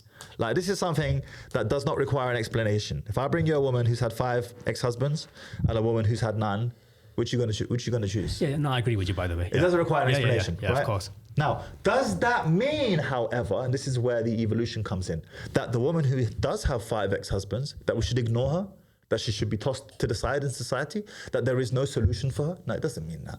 This woman, she still needs a solution. This woman, she still needs another husband, even if she has 10 ex-husbands. But that wasn't clarified early on, right? Right. So this is why I came in guns blazing. Yeah. Now, and this is why we can make these nuanced discussions now. Yeah. Generally speaking, most men, either if he's lucky enough, then he's married and he's got his one wife, or a large number of young men today are just not married at all. Is it in his best interest to marry a sister who does have prior intimate experience or marriage experience or more marriage experience than he does? This is a terrible, terrible situation. It's a recipe for disaster. It's a recipe for disaster. Which you can agree with me on this. You know, I don't disagree. Right. To be honest, if we talk about all the things we agree with, it's going to be a boring podcast. Right, I hear it. So this is just like, and every man knows this deep down. Like, it's not even deep down. He knows this. Like, the thought of being with a woman who has more bodies than me is a madness, akhi. It's a madness, right? But does that mean we don't find solutions for those women? No, we need to find solutions for them as well. And that's where we can talk about misyar, or we can talk about polygyny, or we can talk about those things, right?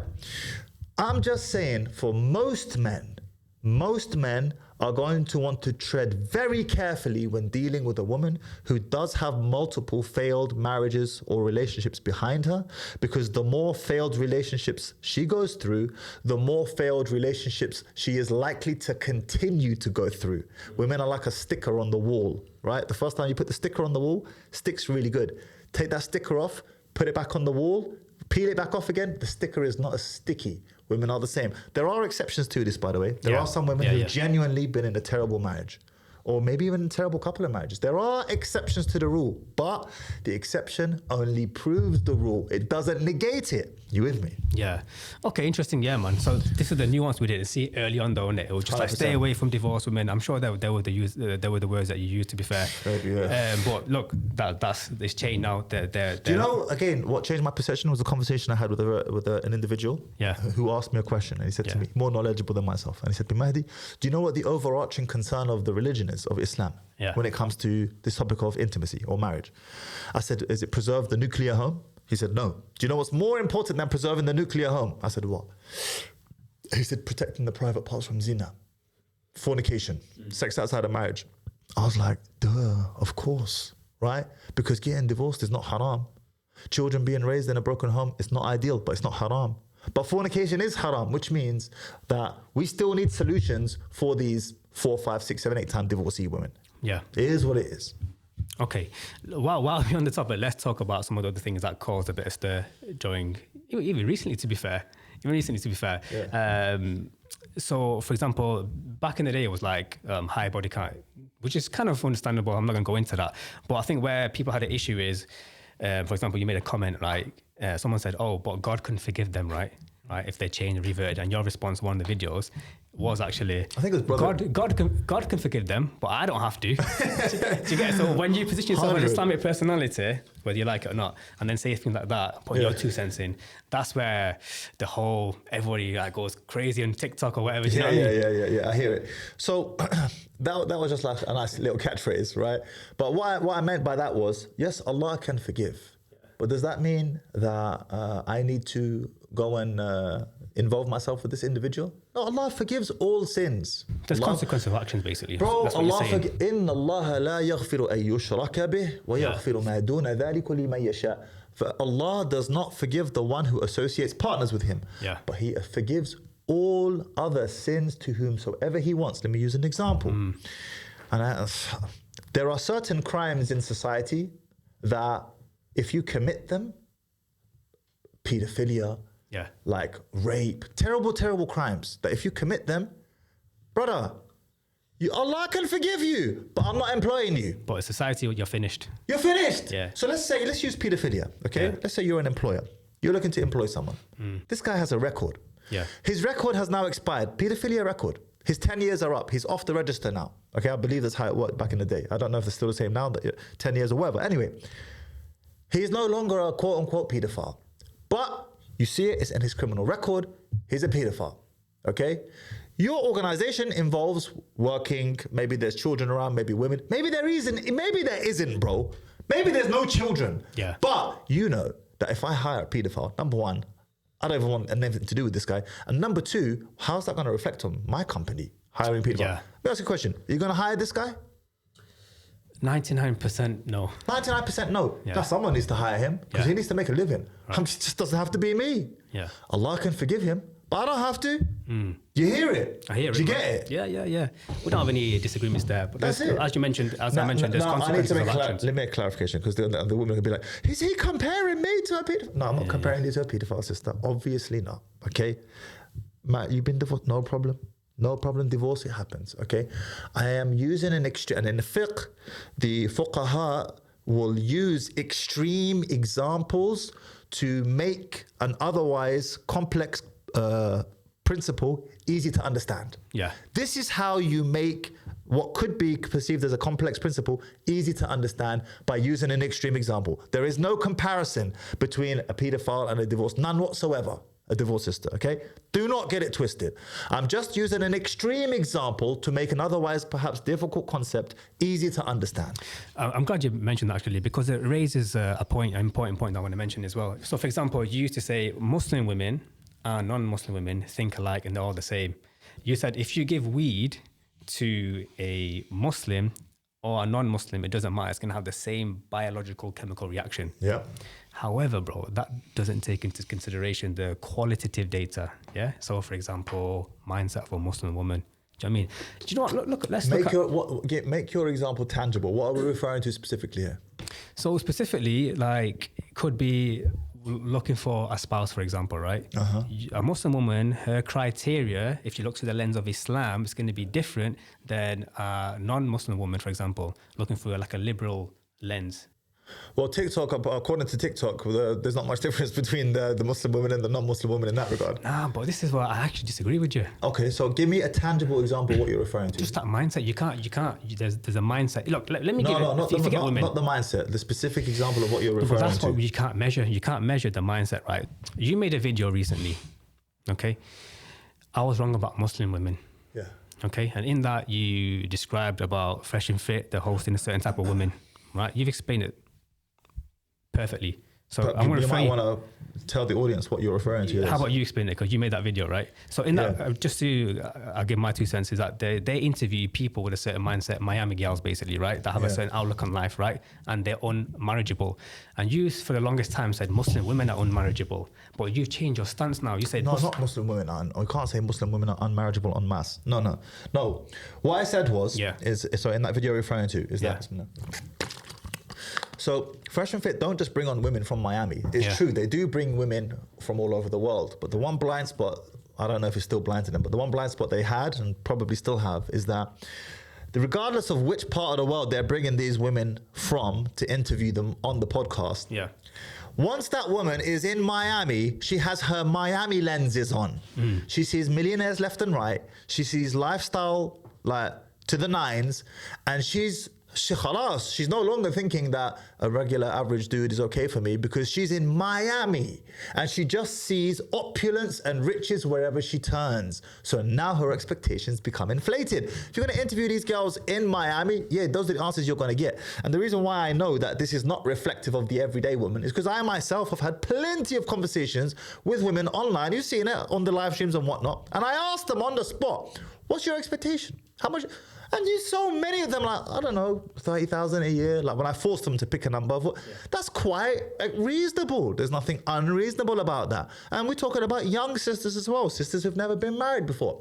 So that's how I know for a fact that the Miami effect is a real thing. And I guarantee you as well, if you took those sisters that I've spoken to and then put them on Fresh and Fit in Miami, they'd probably give you a more unreasonable response as well. Got to earn minimum 500 grand a year or whatever it is. Yeah, but here's what I'm trying to say. Look, what I'm trying to say is that a Muslim woman who's looking through the lens of Islam, let's say she's got her distortion field, whatever you call it, spot on. It's a good version, right? If that's even the right term. she wouldn't even, for example, go onto Fresh and Fit in the first place because her lens are looking for the lens of Islam. If she does go into Miami, for example, she's not going to be influenced as such because she's looking for the sake of Allah. This is wrong. Do you know what I mean? Prophet Yusuf alayhi salam, your favorite surah, for example, he could have, committed zina with that woman, basically, right? Who was the queen of the area, wife of the Aziz, the wife of the Aziz. There you go, right? But he didn't do it. Why? Because he's looking for the lens of Islam. Do you get me? That's what you can't measure. So Muslim women in general, I would say, bro, they still, now, I know we're in par now when it comes to divorce with the non-Muslims in the Western world. However, what I was trying to say before is we have a way back, and that lens is what's saving us, and we still have that to a certain degree. We're still not gone so far that we would take certain actions. So I think, Does that make sense? I think what you're trying to say is Islam fetters you. Yeah, fetters it are protects chains. you. Like you mentioned before that the reason why you wouldn't mess with your first wife is because she had an abaya. Yeah. No, this is where you're right. And this is where I agree with you, is that Islam pulls you back into line where your nafs would take you out of line. Where if you didn't have Islam, you'd be a lot more outrageous in your requests or expectations or the way you conduct your life business. Okay. So yes, maybe you could say that Muslim women are more fettered in that regard. Perhaps they are. Yeah. It's hard to measure, but let's say I agree with you. What I will also add, however, is that we live in a time, in the West anyway, of great comfort, which is a great thing to have, alhamdulillah. But one of the problems with comfort is that, if we're talking about women in particular now, Muslim or otherwise, their expectations inflate. The more comfortable the situation they're living in, the more you're going to have to bring to the table to extract her from her comfort. Do you understand? So if we're living in war-torn Syria, for example, she's living in some broken down shed or something, you're not going to have to bring much to convince her to marry you, because she's like, get me out of this mess.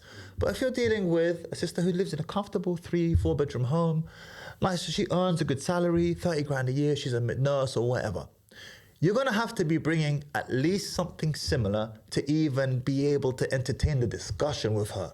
Yeah. Because women, as you know, are hypergamous. They marry across and up dominance hierarchies. So, where I would agree with you is that perhaps Islam, hopefully, I would hope to agree with you, has a more fettering effect on women and it pulls them back into line. But in general and en masse, the comfort that we experience in the West has a side effect, a negative side effect, in that a man has to bring more to the table to convince her to marry him. Yeah, we're in agreement then. Yeah, basically. So we're taking cultural differences. Yeah. Depending where you are in society. I would say I hope you're right, is what I would say. I hope you're right. I hope Islam... Well, your wives are an example as well, right?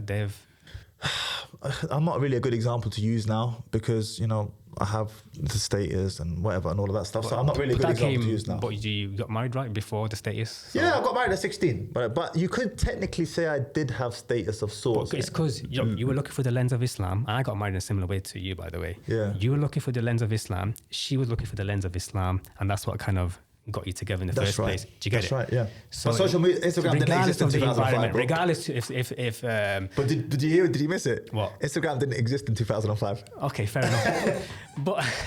but still, there's some people in college coming in with cars, etc. That didn't really distort your field, and because you guys were doing it for the sake of Allah. Do you get it? Yeah. Now, if you look through that lens, you kind of saved in some ways, bro. Yeah, for sure, 100%. And this is what you're trying to get at. And this is the purpose of Islam in the first place. Yeah, definitely had that impact, 100%. Jeez, let's go for one more thing that people had a gripe with you with recently as well on Ali Dawa's podcast, right? Oh yeah. I found it hilarious to a certain degree.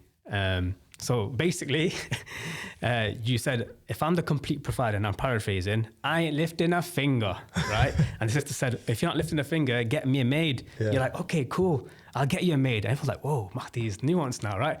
But I'll marry the maid as well. Do you get it? Damn right. And it caused a bit of a stir. But what I want to explore is like, let's go to the nuanced side of Mahdi, right? The evolution of Mahdi today, 2024, right? Do you genuinely believe that men shouldn't lift a finger? And I'll expand on that after I hear your answer. Yeah. So if a man wants to help out in the household of his own free will, no problem. And by the way, in that same podcast, I also added a caveat, by the way, which doesn't get as much traction. And that caveat is, sadly, we live in a time where it's very difficult for one salary to sustain a household. Okay, so a lot of women and wives are working. Yeah. And I would say it's definitely in that scenario, there is 100% a scenario where you as a husband should be washing the dishes. You want a nice viral clip? There you go. Mahdi said, men should wash dishes. If you're in a situation whereby your wife is also contributing towards the running of the household, then you better start washing dishes and folding clothes, bro. Like, I know you're doing your best and you're trying your hardest, and inflation is crazy right now and it's making it very difficult for the average everyday man to sustain a household on his own. I hear it. I'm just saying, if your wife is in the workplace and she's contributing to the household, to the running of the house, you better start washing dishes. But if that's not your situation and you are in a privileged situation, it's a privilege today. Sadly, it's a privilege to be able to sustain the household on your own. If I want to wash something, I'll wash it. If I want to hoover the floor, or it's my prerogative, okay? It just never seems to be my prerogative, and it never seems to be Mahdi's prerogative, put it that way, okay? And my women, women love serving a man who's doing his thing. Yeah. In fact, some women, even Sister Fahima, shout out to her, she actually said it on the podcast. She finds it a turn off seeing a man wash dishes and hoover the floor. It's like disgusting to her. Yeah, and that's her fitra, her natural disposition is screaming out against that. It's like, go work, man. What are you doing? Yeah. You understand? So this is a nuance that people don't often see, right? So you're saying if you want to contribute, let's say your wife had a hard day at work, or not even work, let's say she's not even working even, and you see a pile of dishes, and for the sake of Allah, you think, let me alleviate her struggles a little bit. I'll just do two plates, put it away. That's fine. You're not saying that's not a masculine thing not to do. Well, I don't even think about it in masculine, not masculine. I don't know about else. Look, let me give you some more nuance. A woman will get away with about as much as you allow her to, and she will do about as much as you expect her to. Yeah, I agree. Because I expect my women to conduct themselves in a particular manner, I never have this problem or discussion in the first place. She's never looking at me like, Mahdi, like, why didn't you wash those 2 dishes? But trust and believe, if I started conducting myself in that way where, let me start washing dishes, and even if it's just a couple, she will start expecting it from me eventually. And then she will start looking at me with a side eye like, why didn't you do it today? Yeah. I expect her to fulfill her role, and she expects me to fulfill my role. And this is the way that a household runs beautifully. We're different. Yeah, this is so interesting, bro, because again, it's nuanced and it's refreshing to see in certain ways, yeah. But the perception is, because a lot of your audience, bro, are young, impressionable men, right? So this nuance is important. 100%, bro, right? Because when they hear that, right, I ain't lifting a finger, you're going to see a guy now, and best believe he's out there, he's going to boot his door in, boom, bitch, I ain't lifting a finger in this house, yeah? Do you know what I'm trying to say? And 100% that's happened. So and he probably should lift his fingers because his wife just paid the electric or whatever it was. Exactly. So that nuance is very important, do you get me? And I would say, like, did you feel the need now, like, considering how much of an impact you have, that you have to refine how you communicate your ideas? 100%. Like, when you see, and it only really comes out through conversations like this. Yeah. Like, because in the beginning, I was operating in a microcosm of just talking to my MacBook computer. Yeah. I wasn't going on podcasts, and I wasn't having discussion with intelligent individuals who could sharpen and refine the way that I was speaking. So for the first 300 videos on YouTube, because I had like 2 subscribers by then or whatever it was just me waffling in the camera. Do you understand? But through having these conversations, you start to realize the importance of being a lot more accurate in how you speak. And that's why you see me, like, I try to be as accurate as possible and provide this important nuance, because it is important. Yeah, 100%, man. Our sister, sorry, I forgot to ask this question in the Instagram, right? The sisters wants to get across to you is, right, why is it that men can come home after a long day out of work and just switch off, relax, right? Isn't that going to cause resentment within the relationship? And granted, she's not working, because her argument is that I'm with the kids all night, all day, laundry this, laundry that. Would it be better, for example, if the man doesn't switch off, helps out with the kids, and then they both can relax together and switch off together at the night? Is that a valid no reason? problem, so long as she can go to work the next day for me. Really?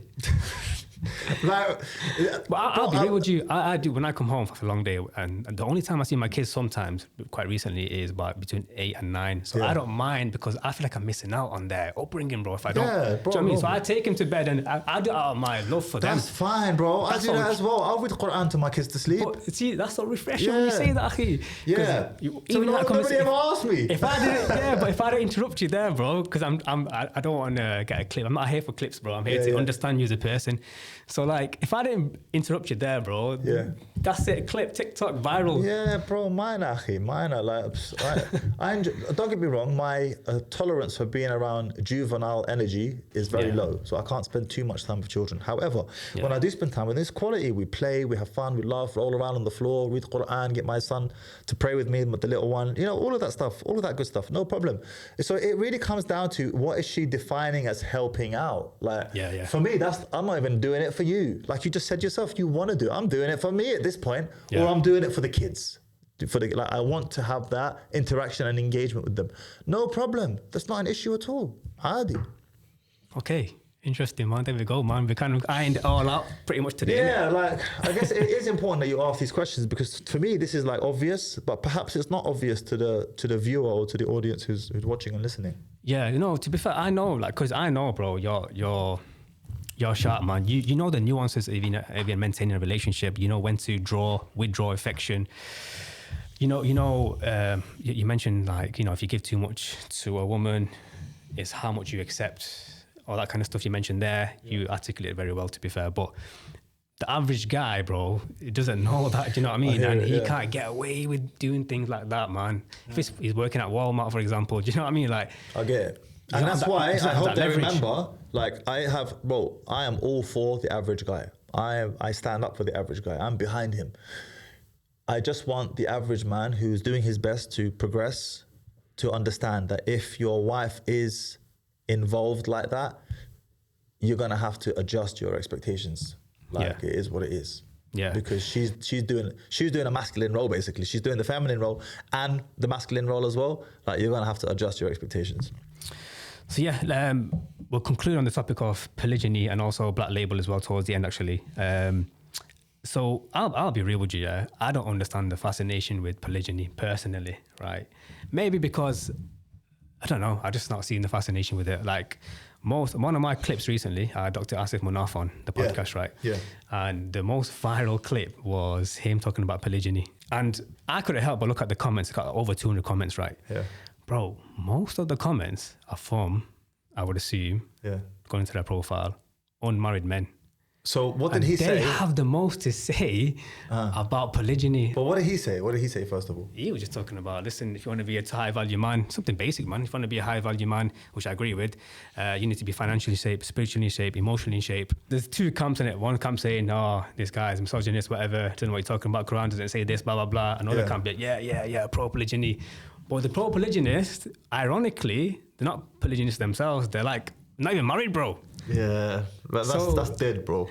You can't be out here talking about polygyny and you're not even married, big man. It don't make no sense. Yeah, and you're synonymous with polygyny, right, online. And the funny thing is, you don't even advocate for most men to not be you advocate for most men not to be polygynous. Yeah, well, it's not something I shove down people's throats. Like, you'd be surprised at the amount of men who speak to me one-on-one about polygyny. I'm like, big man, it's not for you.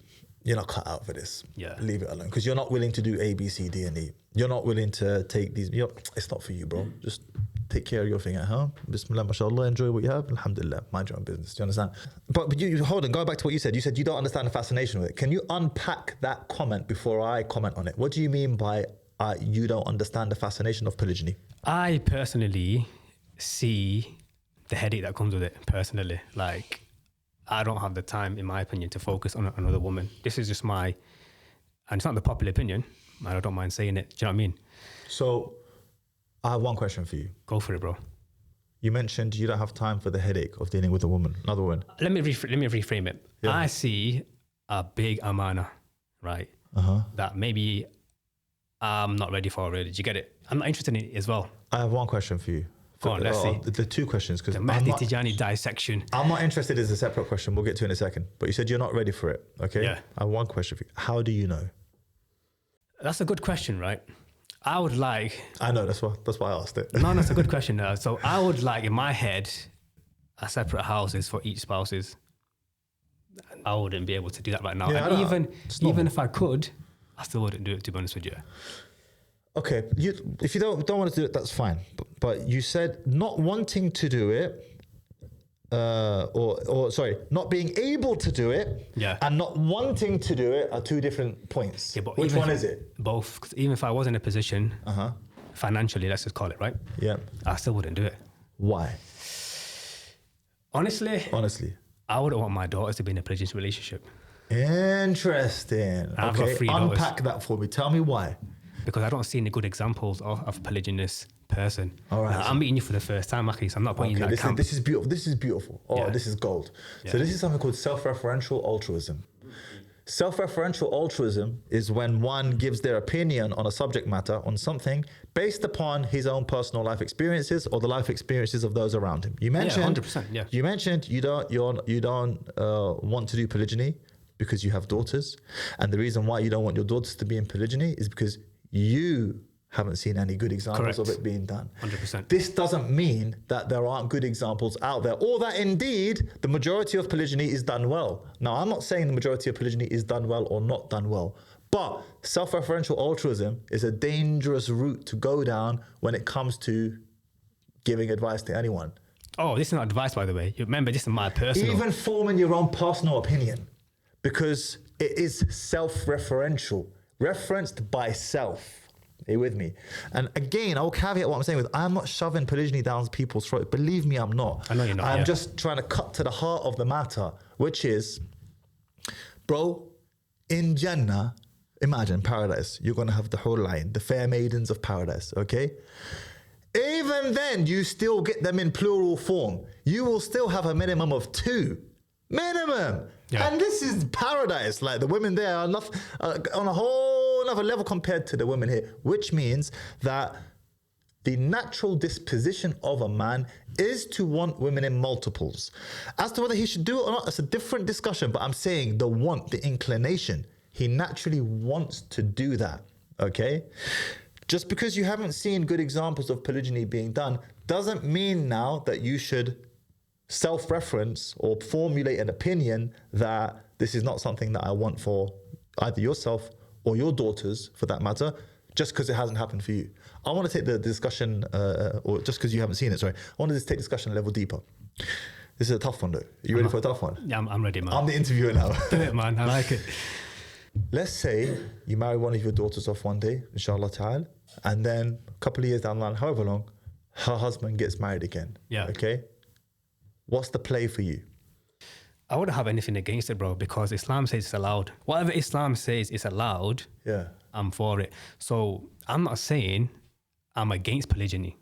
Do you get it? Allah's giving me that choice. I can do it or not do it. So I'm exercising my choice not to do it. That's all, for that reason. It's not a haram way to think about it. Now, if to answer your question directly, if she gets into a relationship and then that happens, you know what? It's not haram for the man to do that. Do you know what I'm trying to say? I would hope he is a caliber of man that can fulfill his rights and treat them justly. Fair. That's it. Fair. Okay, so that's good. So you wouldn't like try to break up the marriage or... No. Okay. Why would I do that? That's normal, by the way. That happens. That's normal. No. I'm very passionate about getting people married where I kind of help them because I know how tough it is right now. So yeah, that answers your question. Yeah, I absolutely answered my question. But going back to you now, well, tying it back around. So let's say you're in a position one day to be able to do polygyny we talked about the financial element. So financially, you're capable of doing it. Yeah. You're telling me you still wouldn't do it? Probably not. I'll tell you why. Because in the Bangladeshi community, I've got another problem. We talked about culture before. Culture can dictate your actions as well, right? And there's a fiqh ruling for that as well. Yeah, you can, depending on circumstances, you can do the culture. So in the Bangladeshi community, it's heavily looked down upon. So I'm going to get wrath from my parents. But polygyny in Bangladesh, at least in the poor village areas, is common. Not so much in the built-up city areas now, but it's common in the poorer areas. Yeah, but I'm just telling you. Bro, do you think polygyny is praised in my community? It's a lot more common in the Algerian community than it is. Nah, bro. Let me give you an example, G. Go on. Your dad was polygynous. So my dad represents the Algerian population. No, for you. Sorry. Let me tell you, bro. You know, my dad hid his polygyny from his family because they lived in Algeria. Do you know how long he hid it for, bro? I swear it must have been 15 years. Oh my God. Do you know why? Because in Algeria, if you get married again, you take a second wife, you're considered dirty. Like there's something like, what's wrong with you? Are you a really? perv? Yeah, like, are you a perv? Wow. You can't control yourself. What's wrong with That's you? same in the Bangladeshi community as well, South Asian. So when I said to you headache, that's what I was referring to. I don't want to deal with that headache, bro. Do you know what I mean? I want a nice, easy life. And do you know what's interesting, bro? Yeah. This is between me and you. I don't know if I'm going to keep it in. Yeah. My wife's giving me free reign. She goes, all I have one condition for you, that's all. Yeah. And the condition was just let me know in advance, right? Fair. And do you know what? At first I was a bit, not offended, but I was like, well, why would you let me? She goes, she gave me a nice answer. She goes, I know you'd be just among the wives. If that's the case, bro, let me tell you something. If that's the case, Lomberg, you're a handsome brother, practicing brother. If one day you're able to do it and I would say to you, it would be selfish of you not to do it. Why? Excellent question. You've already identified the answer. What's to have the sip of water? Bismillah. And that is, we've already identified that the caliber of men today, in general and en masse, is not great, which means there is an even greater demand for good men to take the lead and marry women in multiples because the caliber of the average everyday man is not great to choose from in the first place. And women, by the way, would much rather share a quote unquote, it's become cliched and frankly icky, but whatever. They'd much rather share a man who's worth sharing, a high value man, okay, as opposed to be monogamous in monogamy with a man who she feels is not worth his salt. Now I say she feels, we have to caveat that, but let's say a man who is not worth his salt should much rather just share a guy who is worth his salt. Yeah. And that's why I would say, not only should a man, not just you, any man, consider doing it, I would say it is incumbent upon him to do it. Bro, I said this to Kazi on his podcast. Yeah. You are doing the community a service. It's an obligation. You have to. I'm not saying it's a religious obligation. I'm just saying, bro, you have to. Because there are women in multiples who are suffering as a result of their inability to find a good, decent man that she can emotionally commit to like that because she respects him like that. Change your opinion, haven't I? I don't know, bro. I don't know. That's enough. I'll take it. I don't know is a W. That's a W. But again, I want to treat this discussion responsibly. And that is, the most private conversations I have with men who have private discussions with me, I say, bro, it's not for you. Leave it alone. Because it is... That's refreshing to hear, bro. No, absolutely. Because it is dangerous when you start messing up situations when you're dealing with multiple women's hearts, okay? I've got this bottle in my hand, okay? I can quite comfortably throw this bottle up and down and catch it without too much of an issue, okay? Let's say this is one heart. Give me that bottle as well there. Now, this is me, one hand. This is one heart. This is nice and easy, all right? The moment you put another bottle in my hand, oh, bro, I'm gonna need to practice this skill without getting this hand involved. Can't even do it. It's messy. It requires a level of skill that needs to be developed, and so you can understand now why I don't just off rip tell bro, do it. Nah, it's not like that. Okay, touching upon an Instagram question, tying it in with our theme. What constitutes a high value man? How can they start the process of becoming a high value man? I get it, it's a very vague, so much nuance into this, but a starting point, where would you start someone off? I hate this term so much, but a high value man is a man, by the way, we have to make a religious distinction and then a worldly distinction. And the two don't need to be mutually exclusive, but they can be. And what I mean by that is a lot of verbal diarrhea there. A high value man from a worldly perspective is typically connected to money, is connected to how connected he is with other high value men. What is a high value man? Is a man who is useful. How useful are you will dictate how high value you are. The more useful you are to a larger number of individuals, the more high value you become by default. Let's use an extreme example, Elon Musk, Okay, he's not just high value because he's very wealthy, but he's high value because he is extremely useful. He's solving some of the world's most complicated problems. Okay, sending rockets to Mars and all the rest of it. This is a high value individual, an individual who presents solutions to very complex problems on a big scale. All right, but he's not high value in the sake of Allah. And that's why I said we have to make a religious distinction and a worldly distinction. And the two are not always mutually exclusive, because there are wealthy, billionaire, practicing Muslim men who are also very high value as well from a worldly perspective. So that's why I had to make that distinction. But the bottom line is you must become useful. There are arbitrary means of measuring usefulness. Typically, one would use money. Okay, how much money you earn, but I can tell you, bro, you can have a lot of money and still be extremely useless. I know guys, okay, making $400,000 a month through TikTok automation. TikTok automation is just clipping podcast videos and then churning them back out on TikTok. 400 grand a month, living on the palm in Dubai, okay? But bro, he's a piece of shite and he'd never make it into Black Label either. Like, why? Useless. Why? Because he's just useless. We define useless. Why is he so useless? He's a competence in the marketplace, making money, but why is it? He's useless from a character perspective. Okay. I can't trust him. I can't do business with him. I can't recommend you to my friends. You're going to wreck my reputation if I put you in touch with them, because you're just a piece of work. You're good at making money. I hear it. Like, mate, I'll sit down and have a conversation with him to learn how he does TikTok automation. Yeah. Fine. That's amazing. But in all other regards, he is useless because he's an absolute piece of work. Do you understand? So, and here's the thing when it comes to being quote unquote high value is that oftentimes it is also connected to how desirable a man is to a woman or women, okay? And this is where men are presented with a great opportunity. And that opportunity is as follows. We all know that women have a long laundry list of qualities they're looking for in men, right? Yeah. Conversely, men have quite a short list of things they're looking for in a woman. Is she attractive? Is she nice? Can she cook? Okay, Muslim, is she religious? It's pretty much, I covered like the bulk of it, okay? Women, long list.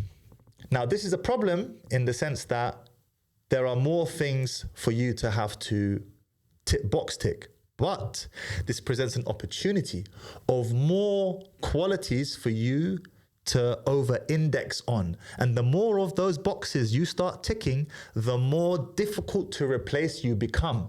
On the flip side with women, there's not many things that a man expects from a woman, but the things he does expect, he expects her to do them well. This presents both an opportunity and a disadvantage for women. The opportunity is it's not hard to please him. The problem is you don't have many things you can impress me on. Therefore, you better impress me on those 4 things that are important to me. Because if you don't, it's easier for me to replace you than it is for you to replace me. Now, when I say that, I mean if you are quote unquote high value as a man. Just to be clear, your high value is, I said, what's the starting point? You said to be useful. Useful. Right. How useful are you? Right. But that could be, that's so broad though. That's quite vague, isn't it? I did that on purpose because it's normally connected to one arbitrary metric, money. And money alone is not enough. Okay. But certainly money is important. Okay, money is important. Yeah. But there are plenty of useful individuals that we can point out in history who had great influence. Mahatma Gandhi, for example. Maybe he was poor, okay? Yeah. But he was an extremely influential individual who was extremely useful for the cause that he was pushing and propagating. Yeah. Is that an extreme example? Yes, it is an extreme example. I'm just saying the more useful you become, the more high value you become. Let's make this tangible. Things that women like in men. Okay, outside of the obvious as Muslims, okay? Are you religious? Are you practicing? Do you pray? Okay, what else? Are you well groomed? Are you in shape? Are you articulate? Can you present your arguments well? Do you know how many times I get this compliment, and any good I have is from Allah subhanahu wa ta'ala, but the ability to articulate your arguments concisely, very attractive. It's an intangible. The more of these things you can over-index on, the more difficult to replace you become, the more high value you become. That's it. Interesting, man. I'm going to incorporate a lot more Instagram questions before we go on Black Label. Yeah. Some of the questions are so interesting, man, and they kind of, I feel like they're all over the place, but for the sake of asking them and not dismissing your questions, I'll ask them. So forgive me if they sound a bit random. Yeah, no worries. What do you do if your wife is losing respect for you, and how to gain it back? You see, I'm gonna explain to you why this is a bad question. And the reason why it's a bad question is because he hasn't contextualized his question. Yeah. Maybe you deserve the fact that she's lost respect for you. I'll use an extreme example. Do you watch porn? Has she discovered this vice of yours? Are you a couch potato? Are you lazy? Do you play computer games all night long when you've come back home from work? Maybe her loss of respect for you is warranted. And I can tell you, by the way, that women provide an excellent mirror and reflection to your worth as a man. They're brilliant mirrors. And the chances are, if she's lost respect for you, you probably earned that. You're probably messing up somewhere on something or many things that has caused her to lose respect for you in the first place. Yes, there are women who have a proclivity towards losing respect easily for a man, but by and large, most women are most women. And if she started to lose respect for you, I would recommend you to introspect, because what he wants me to say is, do this trick, say that bar, drop this word, and boom, she respect me. No, probably you deserve the fact that she started to lose respect for you. That's deep. I was expecting that, to be honest, but yeah. That's the nuance I'm talking about, man. Okay, this is a question I'm assuming it's one of your friend or a Black Label community member. Ask him. Murad asked, what is the trade-off when it comes to polygyny? Do you know that person, by the way? Yeah, of course. Shout out to Murad. What is the trade-off when it comes to polygyny? I'm not entirely sure what Murad means, but I will do my best to answer what he's saying. And that is that when it comes to polygyny, the first time you get married again, you take on a second wife. You must understand that this will come as a shock to your first wife's system, okay? And you can't know for sure how she will respond to that. I've already explained earlier in this podcast that in the end, for my first wife, it was too much for her. The emotions were too much for her and she left. And you must be willing to accept off rip that if you do marry again, there is a possibility that you will lose your first wife. This is not ideal. If you cannot make peace with this reality, don't even bother getting into polygyny. I love that. Do you understand? Love that. Because it could happen. And you know, one brother, wallahi, makes $500,000 a year. Booked a consultation with me just about polygyny, polygyny exclusive. I asked him this one question and I explained it to him in the way I just explained it to you. And I said to him, what's the answer? Yes or no? Can you live with this possibility? He said to me, no. I said to him, it's not for you, bro. Leave it alone. And the reason why is you're going to mess it up. Now, could you marry in secret without her knowing? Technically, men tend to be sloppy when it comes to hiding their tracks. But by the way, you don't advise that. For me, I would never do it. Right. For two reasons. So with your first wife, did you?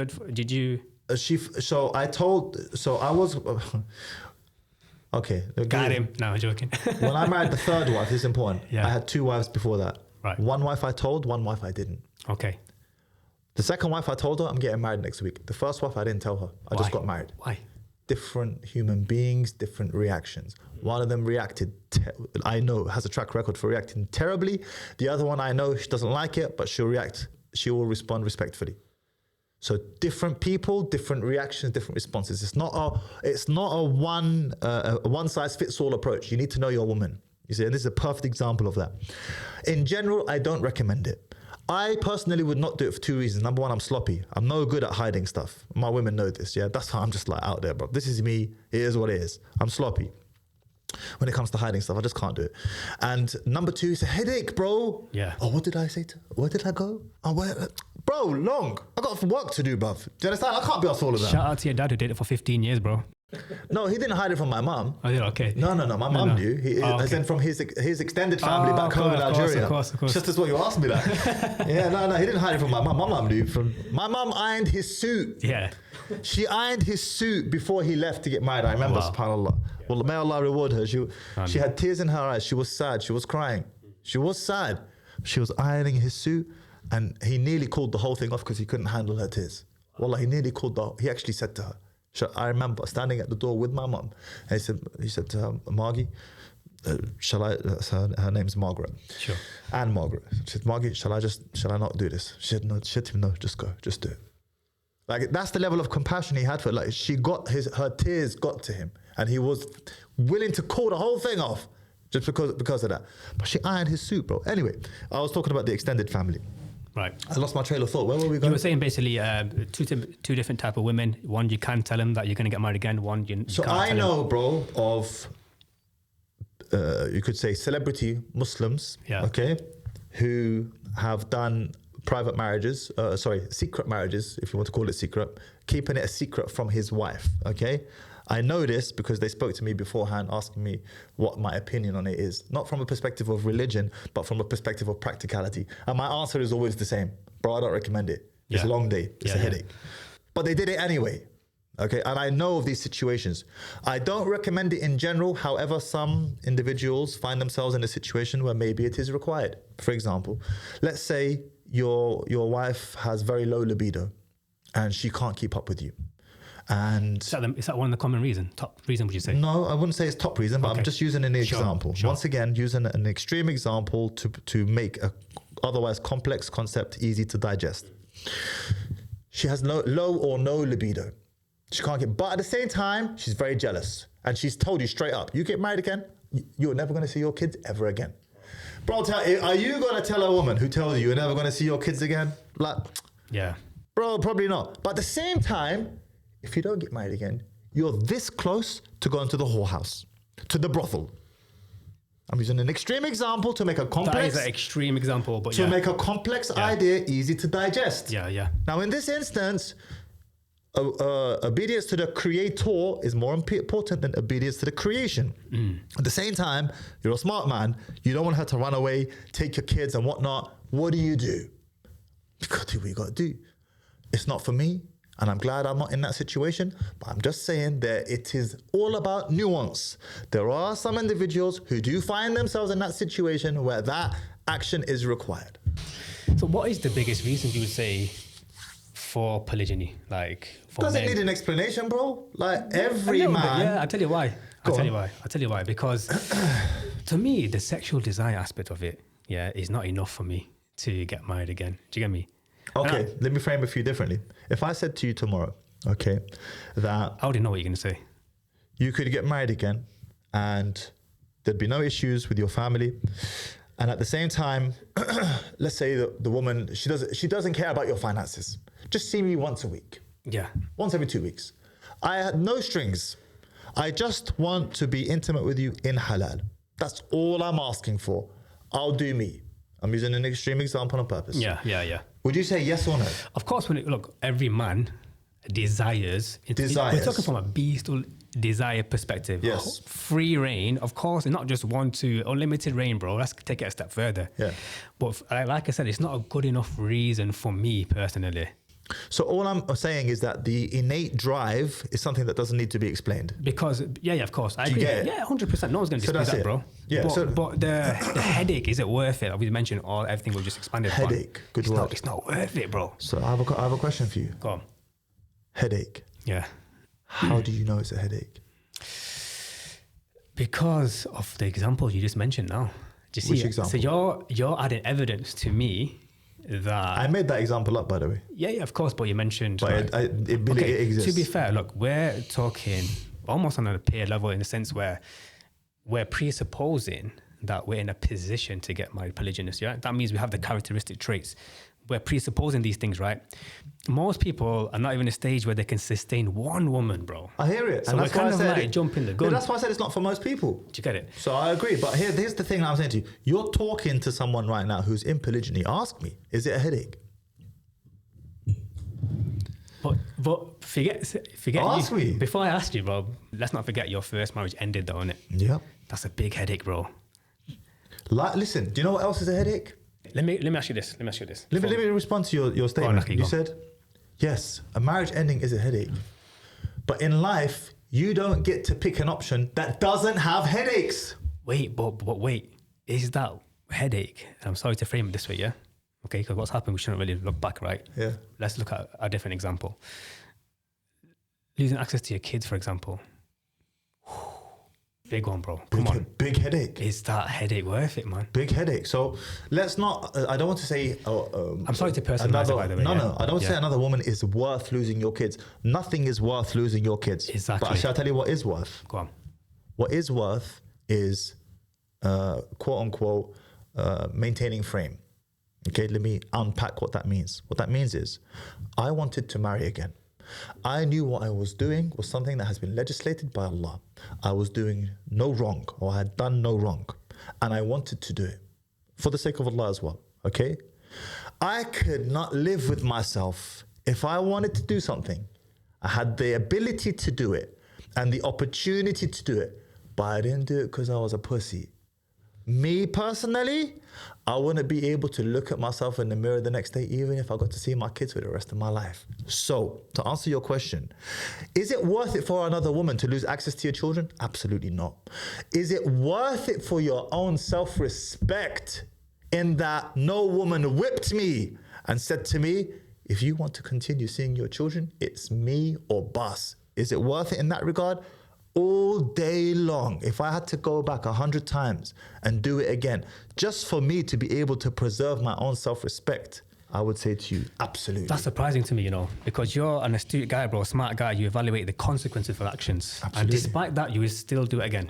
Bro, if I look in the mirror and you look in the mirror and you can't respect yourself. But is that respect? Because you're, as a man, one of the main traits, right, as a man, is to make effective decisions, right? Right? You evaluate the consequences, but you're still evaluating the consequences and making a decision. I allowed a woman to whip me. No, that's the wrong framing. No. That could be a trick of the shaitan, bro. No. Come on. You didn't do it despite you wanting to exclusively because you're a woman. It's not framing, it's objective reality. Let me ask you this. Just because... Hold on. Yeah. You had the opportunity. You wanted to. So this is not you now specifically. Yeah, of course. But a man, he wanted to. He had the opportunity. He could have done it. But the only reason he didn't is because his wife told him no. This is a man who is whipped. This is a man who he cannot respect himself, nor should he be respected. And that's why I said it's not about the woman. It's about a man's self-respect. Your ability to look yourself in the mirror and say, yes, I respect this man. Do you get it? I don't see if I see it that way, if I'm honest with you. That's the objective reality. Do you know what I mean? I don't know. I think you're being too hard on yourself. I think you're being too hard on yourself. But this is exactly... This could be an influence of your upbringing, the barracks, bro. But this is the way that a man who wishes to achieve excellence in any pursuit has to be with himself. You have to be able to look at yourself in the mirror and say, I took that action because that was the action that needed to be taken. And this is the action that will enable me to continue to respect myself, so long as it's aligned with our religion and whatnot, okay? Because otherwise, bro, you're going to let some bitch whip you? Like, I'm sorry to put it like that. Because my wife said no, brother, you got it twisted. That ain't me, can never be me. And whilst why do you frame it like that? Why? And we have to remember as well, because yes, this marriage did come to an end, but as I already explained to you, Allah gave me a lot better, akhi. It gave me a way better in the way of women that I would never have experienced, by the way, had I had not stuck to that frame and did what I needed to do to maintain respect for myself as a man. That's deep, bro. It's heavy. It's heavy. Deep. But again, I don't want the audience to misconstrue this with, okay, now I have to take a second wife so I can respect myself. Yeah. I didn't say that. Yeah. I did not say that. If you genuinely don't want to do it, don't do it. Don't do it. For me, it was a matter of principle. I could. The opportunity presented itself. The only reason I wouldn't do it is because I was a puddu, like you hear me say online all the time, right? Yeah? I can't live with that, bro. I can't live with it. Damn, I was not expecting you to such a curveball, bro, when you said that even at the expense of, your kids, meaning that you'll do it again. My self-respect is more important than that.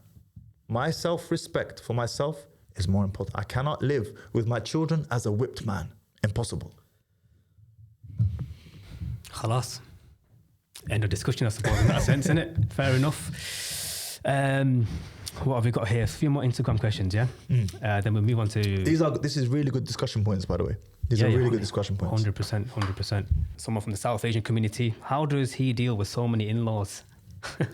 SubhanAllah, I mentioned earlier in the podcast, when you do something for the sake of Allah, Allah puts barakah in it.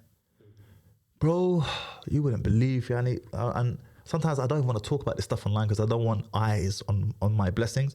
But I have an incredible relationship with my in-laws, akhi. All around, alhamdulillah. Don't get me wrong, some of them, they don't like me, but generally speaking, have beautiful relationships to the point where you would like wonder, how did you do that? And my answer to be would be, I didn't do it. It was from Allah. He put it in them to be that way. Are you with me? Yeah. It's from Allah. It's not from me, akhi. But again, your action have to be aligned. We have to, for the sake of Allah, at all times. And you remember that hadith I quoted in the Dawah Man podcast, that the one who makes the hereafter his priority, Allah will place richness, contentment in his eyes, and he will gather his affairs together. He'll gather them together. And the one who makes this world his priority, Allah will scatter his affairs. And in that regard, alhamdulillah, all praise is due to Allah, and any good I experience is from him and him alone. Hey bro, I don't know, bruv. Alhamdulillah, it's from Allah. It's beautiful, but it's from Allah, alhamdulillah. Alhamdulillah, man. What advice do you have for young men who want to be more masculine but were raised feminine? It goes back to the question that we were asked earlier, which is, how can a young man who was raised without a dad? Same advice. Same advice. Just you spend more time with men like that, because their qualities will diffuse and rub off onto you. Okay, that's a good answer. So by the way, guys, there's literally, I don't know if you can see that, for MAHDI TIDJANI, there's been so many questions. I screenshotted it. We're not going to be able to get through all of them. Before we move on to the next and final topic, which is your community and Black Label as well, is there anything that you want to add to the discussion? Or no, I think we've provided enough nuance and like important details, so guys don't get too gassed, you know? Yeah, man. I like it. So let's go straight into it, bro. First of all, obvious question, what is Black Label and how did it start? Black Label was actually a solution to my own problem, and that problem was I wanted to be in the company of more Muslim practicing men who are also useful, quote unquote high value, right? Men who are excelling in their dunya, but also in their deen specifically. And that's why one of the qualifiers to get into Black Label is that you have to be praying 5 times a day. Right? We don't make it sectarian, but you have to be praying 5 times a day. I wanted to be in the company of more of those types of men. So I just decided to start a community of those individuals. Right. So that I could expand my own network of those type of men. There's plenty of guys who make great money, but bro, I can't connect with you like that. Either you're Muslim, but you don't pray. So like, how deep can we go? Or you're just not Muslim. And bro, it is a different experience. Like because now we have Black Label events as well, where we have events all over the world, multi-day events. It's a different experience when you spend time with a man who you can connect with on a professional level and he's excelling in his business, and you can connect with on a deen level. That conversation is a different conversation, bro. Because with other guys, like when we're done with our conversation, like I go right to the masjid and he goes left to the club. How deep can I really go with you? Do you understand? But when we're done with the conversation, I go right to the masjid and you go right to the masjid with me. And then after that, we come back out and, you know, making multiple 5 or 6 or even 7 figures a month it's not a scary conversation. Like, I don't want to be having conversations respectfully from a professional standpoint with individuals who find making 6 figures a month scary, for example. If that scares you, that's okay. But I don't want to have conversations like in my spare time with individuals who find that to be an impossible thing to achieve, because it's not. It's very, very doable with the right vehicle, the right financial vehicle. And Black Label is a community that is very difficult to get into and very easy to get kicked out of. I just excised 42 members from the group the other day. We are ruthless with it. How many members do you have at the moment? So I excised 42, so it brought it down to 80 something. Okay, nice. Intimate then. Very intimate. That's good. But our waiting list is nearly as big as that. Wow. And it grows every single day. And we only have 2 intake periods as well, June and January. So 6-month minimum waiting list. How long has it been going for? 2-part interview process. Yeah. Year and a half. Year and a half. Okay. Year and a half. Okay. Yeah. How did you put it together? Just out of curiosity. It was a Telegram group. So initially it was this is a Telegram group. I already knew a select few individuals who met that criteria, either from a financial perspective, they were meeting the criteria, or from an influence perspective. And there's power and influence as well. Maybe you don't have money, but we spoke about this earlier, Mahatma Gandhi, right? Maybe you don't have money, but you have influence. That's powerful. And in Black Label, there are practitioners who know how to take someone who has influence and monetize it so they can bond with each other. Bro, it's amazing. It's amazing, Allahumma barak. But as I said, very difficult to get into, very easy to get kicked out of. We run a very, very tight ship. And obviously you can't just like sign, you can't buy your way in. Yeah. You have to get on a two-way phone call with you vet the people as well, don't you? We vet them, absolutely. Yeah, to make sure they are the 6-figure plus earners. Receipts, bank statements. If that's not good, if not good, that is not good for you. If that is not good for you, no problem. Black Label's not for you, because you will know when you're in Black Label that everyone who's in there went through the same process as you. So it's like that trust, and that trust comes to the fore at Black Label events. We had our most recent event in Dubai. 4 days, we were in a penthouse in the marina. We did all sorts of activities. We hired a yacht. We went dune buggy and blah, blah, blah, sparring and all of that. But all of those nice activities are to just bring the bond of the brotherhood together, closer together.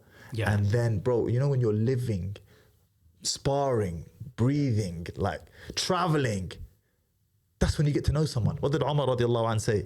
You get to know a man through three things. Yes. Living with him, Yeah. doing business with him, traveling with him. Yeah. You get to do 2 of those things minimum at a Black Label event. Yeah. And then afterwards, if you want to do business with him, you can. And many brothers have done business thereafter. I'm so glad that you're doing that, because we see this initiative in the non-Muslim community. They're doing it so many times. You know, Hamza, Adonis Gang, for example. It's not the same. Bro, let me tell you something, yeah? Oh, you get the concept though, innit? Yeah. It's not the same at all. I'll tell you why. Really? Nothing. There's no, it's very simple as to why it's not the same. Adonis Gang or War Room or other mastermind events of this nature, they're not even in the same ballpark as Black Label. You know why? Because you can buy your way in. Do you know what ended up happening to the War Room? And actually, Mohammed Al-Abaidi, shout out to him, is another YouTuber. He actually made a video about this. He's in Black Label. He made a video about this on his channel, got nearly 1 million views. He said he bought a thing to the War Room membership. He said, I just found myself, look at a long 20-minute video short, surrounded by quote-unquote brokies. The marketing for the War Room got so good that quote-unquote brokies were taking loans from their grandma, buying a $5,000 lottery ticket, thinking that once I'm in the War Room, I'm just going to magically become rich. Yeah. You can't buy your way into Black Label. You must earn your way into Black Label. That's why they're not in the same ballpark, because you know every single person who's in there and will continue to be seeped in there slowly is somebody that you want to talk to. But that's not the case for Adonis Gang or the War Room.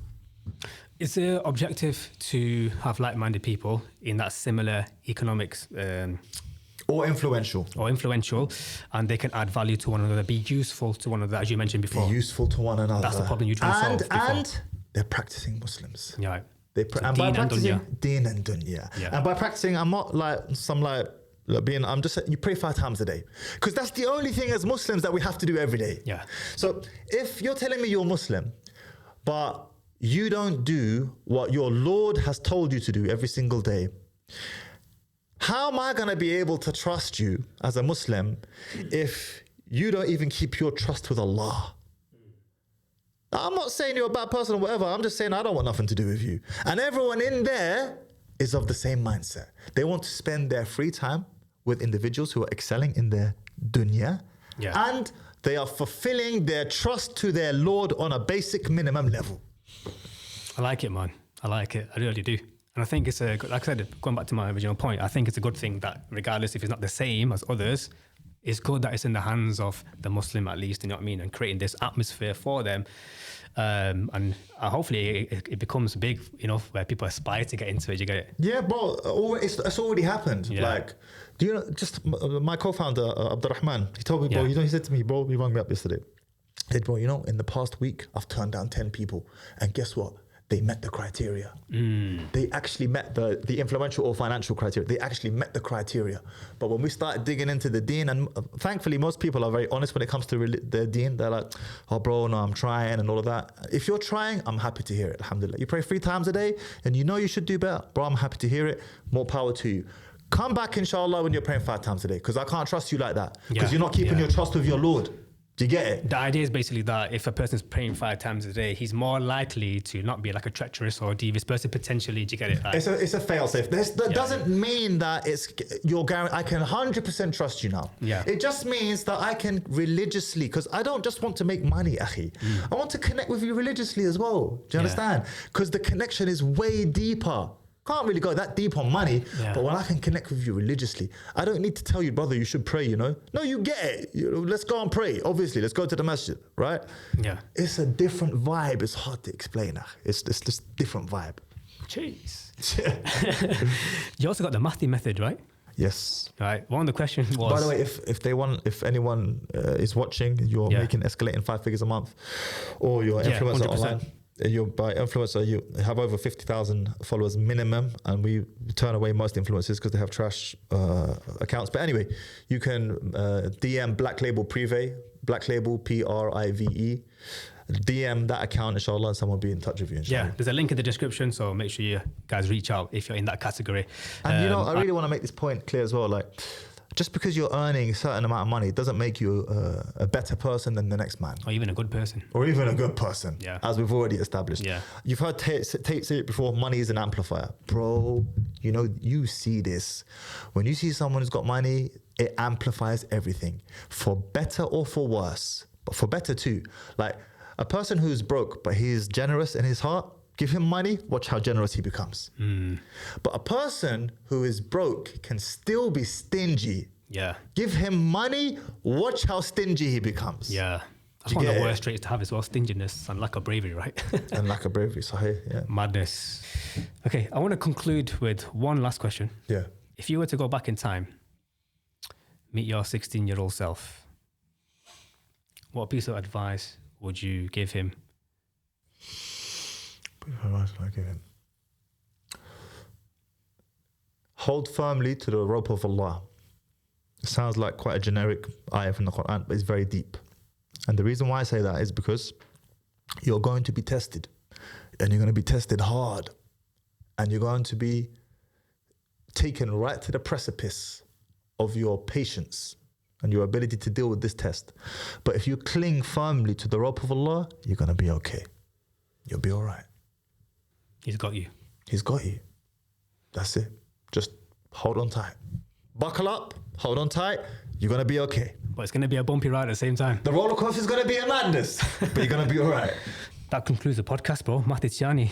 Thanks for coming on to the podcast, bro. Thank How you did for you the find conversation. it? No, excellent, man. Like, I'm glad that we had some disagreements in the middle because that's how we sharpen the axe and get closer towards the crux and the heart of the conversation. Yeah. As opposed to just agreeing and it's all boring. You know what I'm saying? exactly. But to be fair, like 90% of your content, I'm down with it, to be fair. But I like talking about the 10%.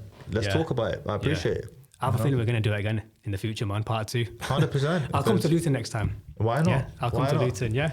Inshallah. Make it easy. With that being said, guys, if you enjoyed the podcast, make sure you leave a comment, like, and subscribe. It helps the channel more than you know.